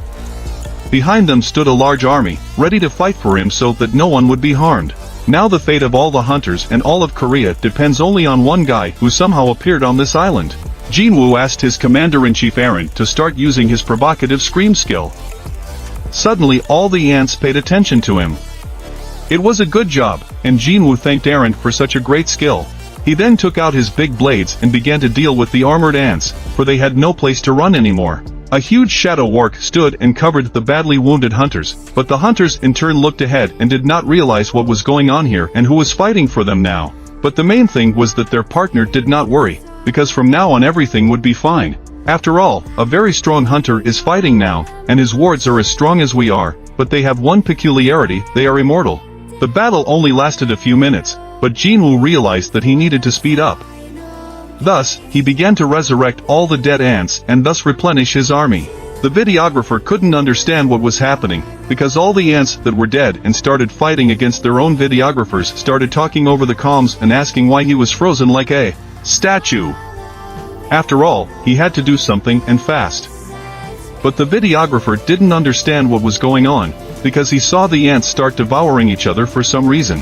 And at that moment, Jinwoo approached the badly wounded hunters and pulled out his potion that healed wounds. He realized that this was no time for bargaining, and began telling the hunters to hurry up and drink what he was giving them. And as soon as the bottles were finished and empty, the hunters began to rise.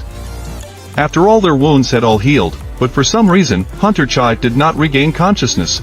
After all, her wounds were serious, and Jinwoo's skills were not enough to heal her at the moment. She was barely breathing. And just as Jinwoo started to say that it was time to get out of here before the others came, they wanted to do so, but suddenly that ant who was the strongest of all appeared. He went inside the cave and started saying that there was no king outside and it was just a fake. Then he turned his eyes in our direction and began to say that there was a man among us who called himself a king. The other hunters realized as soon as they saw him that he had returned, and were surprised by it. After all, they realized that Ruji was turning out to be completely independent of him. At this time, Jinwoo stood up and started talking to the hunter who was near him to take care of Hunter Cha. He stood up and started walking, pondering why the connection with Ruji's shadow had broken off. And here was the answer: it was because that ant had finished him off. When Jinwoo approached him, the ant started to ask him if he was a human king, but Jinwoo was a little surprised that he was speaking his language, and it was amazing to hear the insect talking. They met gazes, and their aura began to rise up towards the cave. The ant stared intently at Jinwoo and realized that a dangerous aura of baldness was emanating from him. It began to emit a terrifying sound with full force, which caused Jinwoo's clothes to shiver. But at the same moment, Jinwoo realized that after that scream, he looked more like an insect than someone capable of speaking his language, and began to resemble a human more. The hunters who were in town 5 minutes before were watching the broadcast on their phones, and it said that the broadcast was being prepared and technical work was being done. By improving the quality of the signal, they apologize because of the cause of the inconvenience. The hunters didn't understand what was going on there and where that horrible ant was coming from. Other hunters started to get nervous, because they couldn't understand why they had ended the broadcasts.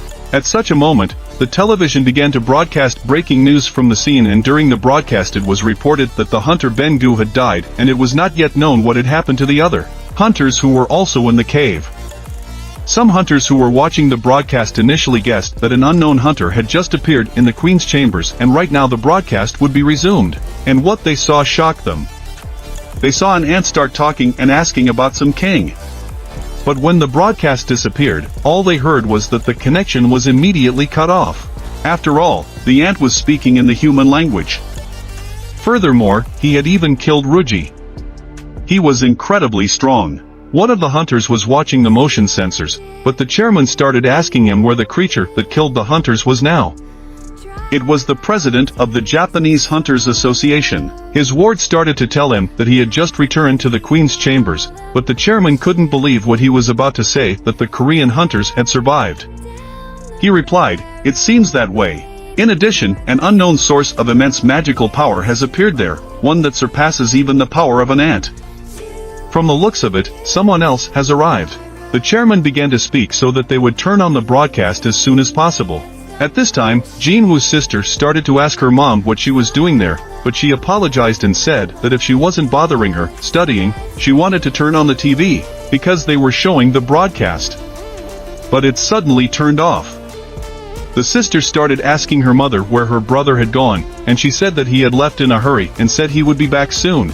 The mother couldn't understand why young people always rush to go somewhere, but at that time, the sister was watching the broadcast on her phone.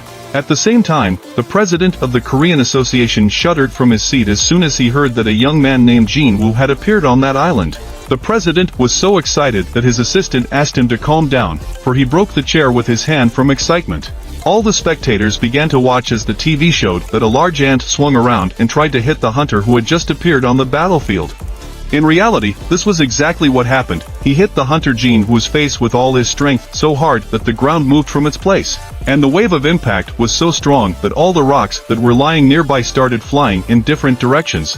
The hunters who were standing behind began to cover their faces with their hands as the air was so strong that nothing could be seen. It seemed to them that Jinwoo and the ant were equal in strength. But they seemed to have underestimated the ant, as it started its attack with a direct kick. And as soon as all the dust settled and the ants fell to the ground towards me, one stood up and started saying that he too was weak and not a king.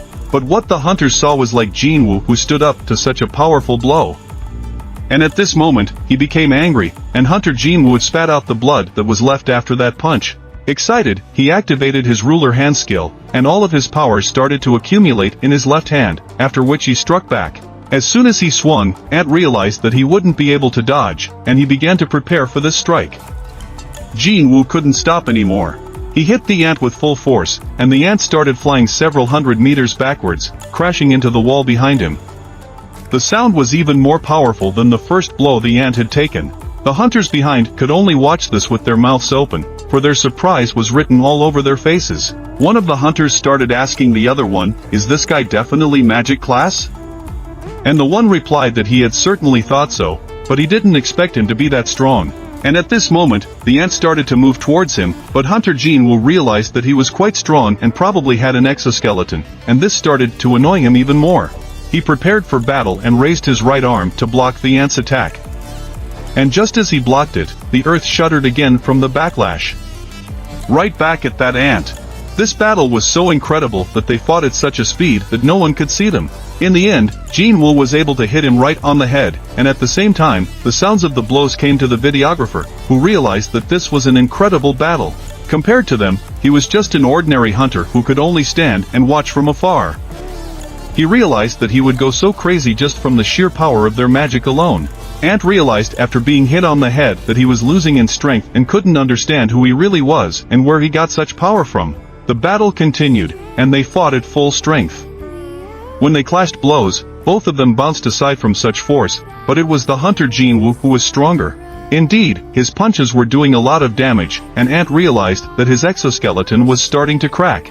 He couldn't understand why, because his body was so strong that no one could hurt him, but then this guy showed up and everything went downhill. He was taking more and more damage, but suddenly, and wounded Jinwoo. But it wasn't a serious wound, just a scratch on his face. When Jinwoo realized that he had been bitten by a fawn, he jumped back and realized that it was a poison that was penetrating his body. It was a paralyzing poison and the ability was obtained after absorbing the cone. It is one of the deadliest poisons in the world, and its effects are increased tenfold when mixed with magical energy. The ant started to say that he was in pain, despicable man, and right after saying that, the ant wanted to strike one last blow and destroy the hunter. Jinwoo lowered his head and was ready to meet his blow, but at the same time, the Japanese hunters who were the last of the surviving houses appeared in the city. One of the hunters was cowardly with fear, realizing that they wouldn't be able to defeat this monster that was very strong and not by human standards. However, the girl did not want to hear this and took him by the scruff of the neck, trying to bring him to his senses, since according to her he was starting to go crazy.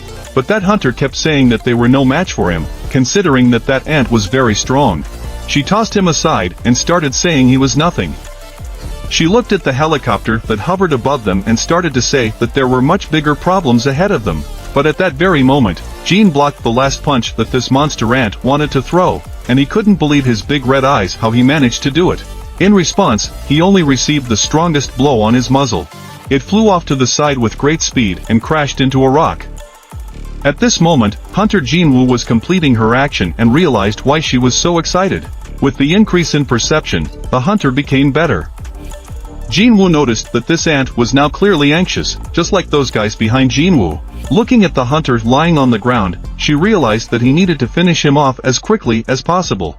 At the same time, the ant watched Jinwoo as he jumped up the mountain and wanted to strike his foot right into its torso. But just as Jinwoo got close to him, there was an explosion from the hunter's kick, and the entire ground shook. He missed the hunters who were watching and couldn't figure out where he disappeared to, but Jinwoo noticed that the ant was hovering in the air, for it could fly. While in the air, the ant realized that even poison had no effect on this hunter, and tried to compete with him in strength. He realized that he would achieve nothing. As for him, a battle with an enemy that relies on strength for the most part is completely pointless.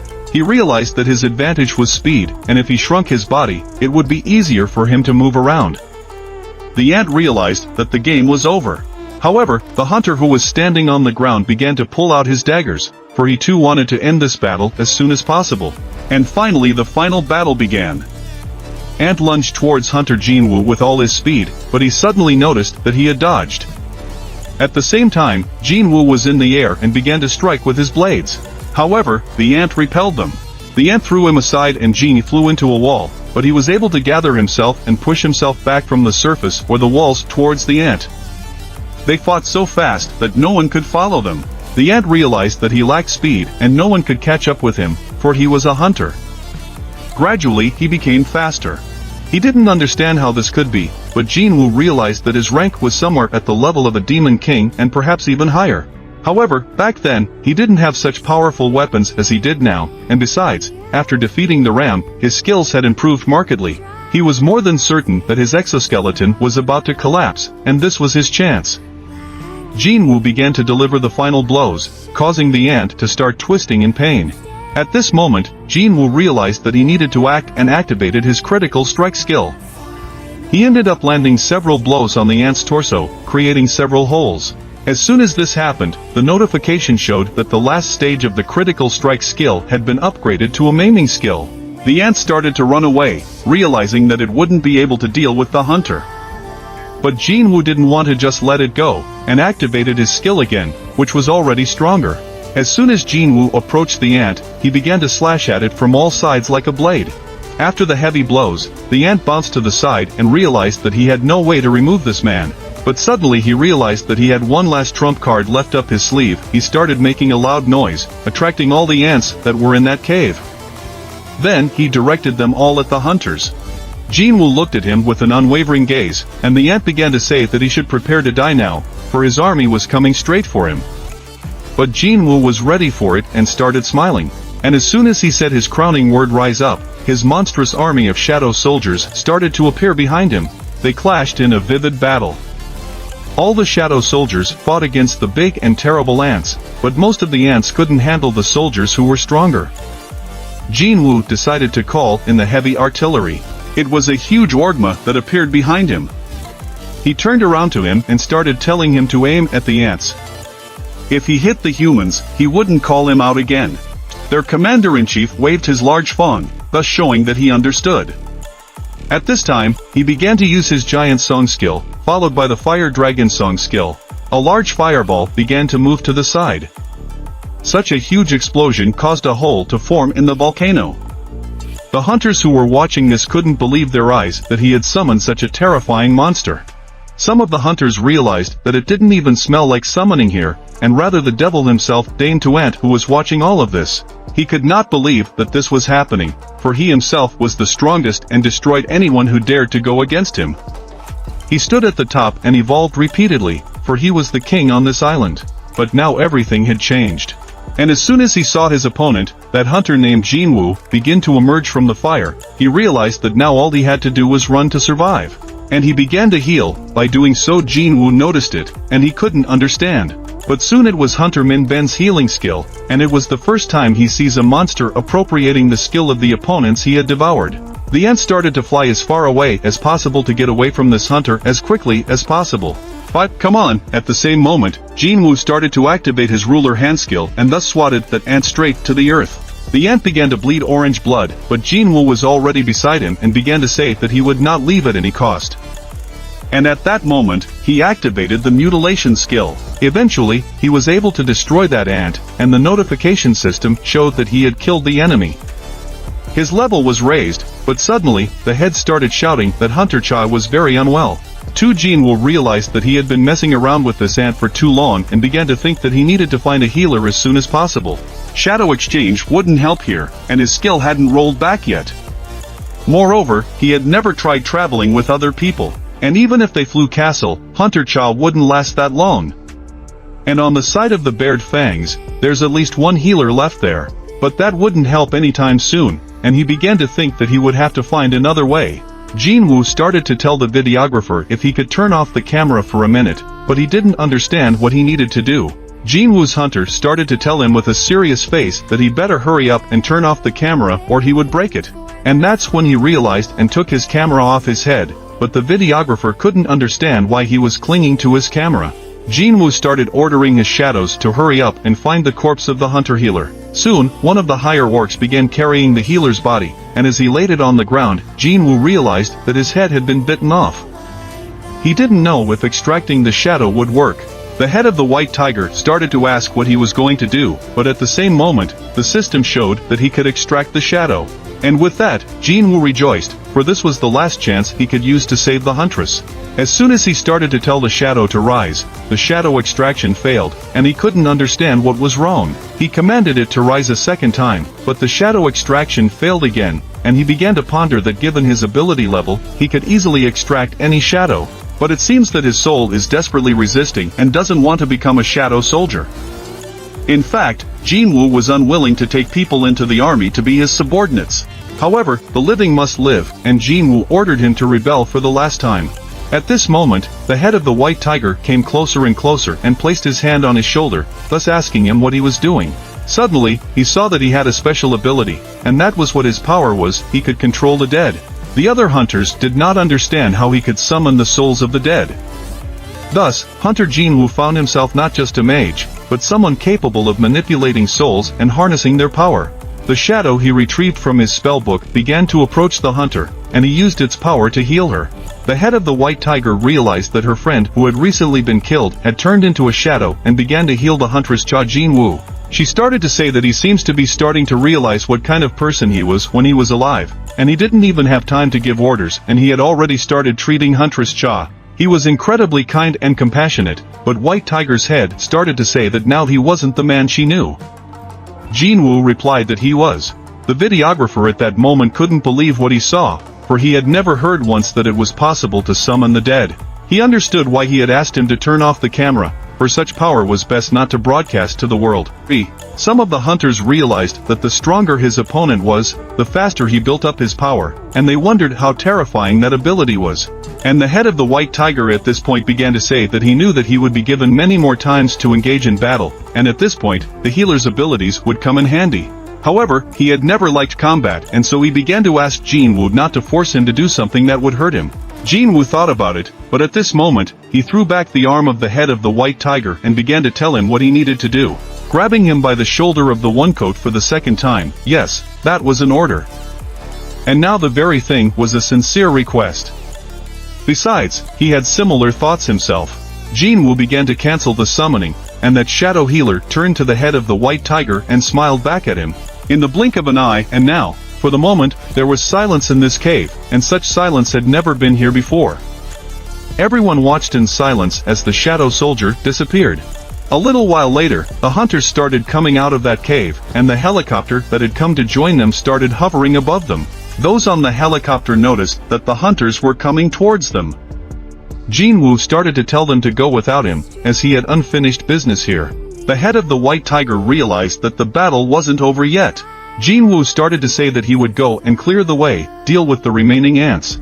And at that moment, he summoned his shadow dragon Kaisel, and as soon as he sat on it, he said to the head of the white tiger, "See you later." And he began to fly up into the air, and his huge wings began to slash in the air those ants that came in his way. At this time, on one of the cruisers sat the hunters who were from the Japanese Association. One of the hunters kept saying that this monster is a real terror and they just haven't seen him. Therefore, they can't realize how terrifying he is. Their leader, Ruji, was killed in such a brutal way. He starts saying that they can't defeat him and this raid is doomed to fail. The hunter who was destroying that monster didn't have time to finish his sentence. At this time, another man standing above him started to tell him not to worry. That hunter thought it was a lie, but it was the official information they had just received from the Korean headquarters. And that man began to reflect that it seems that Korea also has a rather capable hunter. However, he's probably weaker than Goto-san, but suddenly the staff started saying that the ants were running away, and the cruisers started making preparations, but at this time, the battle continued on the island, and Jinwoo continued to exterminate all the ants. He began to realize that once he destroyed the ants that hadn't hatched yet, he could gain some experience. This was incredible luck, and when he called up his inventory, he saw that he could restore order with the sword he had gotten when he passed the demonic castle. He started pulling this sword out of his inventory, and as soon as he saw it, he realized that he had completely forgotten about it. He then began to look at its functionality, swung the sword, and a huge electric wave began to cut everything around him. He marveled at how powerful this sword was, and couldn't understand how he could have forgotten it existed in his inventory. Still, he decided to deal with the remaining eggs with this tool. On another continent, the director of the Hunter Management Bureau was watching a tape on television and realized that while they were watching the broadcast, morning had imperceptibly come. He started talking to the man who had barged in on him at such a late hour. A hunter who can summon hundreds of souls is actually a very talented guy. Not taking advantage of his abilities within South Korea is a big miss. The other man was also in agreement with this. In addition, he had heard about a high-profile case that happened a few months ago in the Hunter Management Bureau. This case is known as the Sun Il Huan case. This is the same prisoner that Hunter James captured when he was cleaning up the Orange Dungeon that emerged in the east of America. They didn't really know whether he was a monster or a human. However, he claimed to be a Korean hunter. Fortunately, all the information was kept in the bureau and the investigation revealed that the man was Sung Jin father and son. Other countries don't even know who Jin Woo is, so they should take advantage of this. And the case of Hwang Dong-soo is a different story. After all, Korea is their ally. However, if they appropriate two S-ranked hunters at once, it might seem as if they decided to turn their backs on them. The other man started to say that if he could arrange it, it would be fine. However, at this time, Jin Woo's level was raised, and thus he had reached the 100th level. As soon as he approached that ant, he realized that there was a rather powerful aura coming from that guy, and ordered him to rise up. Correct the text for errors, but suddenly nothing happened and darkness started appearing everywhere and he didn't start feeling anything. Because he had used the shadow extraction skill on himself, everything suddenly went dark and he realized that he had failed. But suddenly, the shadow returned, and he appeared behind him. At the same moment, the notification system showed that he had successfully retrieved Jin Woo's shadow. Rejoicing, because he thought he had already failed, a terrifying shadow soldier stood in front of him, and the general was beside him. Jin Woo, looking at his new shadow soldier, realized that a new Iran had opened up. An ordinary elite knight no longer means the next one.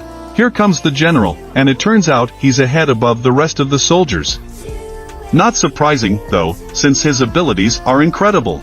And now it was the queen's turn to rebel, but suddenly the shadow ant started talking and addressed Jin Woo with the words Lord, for the master to give him a name, and Jin Woo realized that he too had contracted the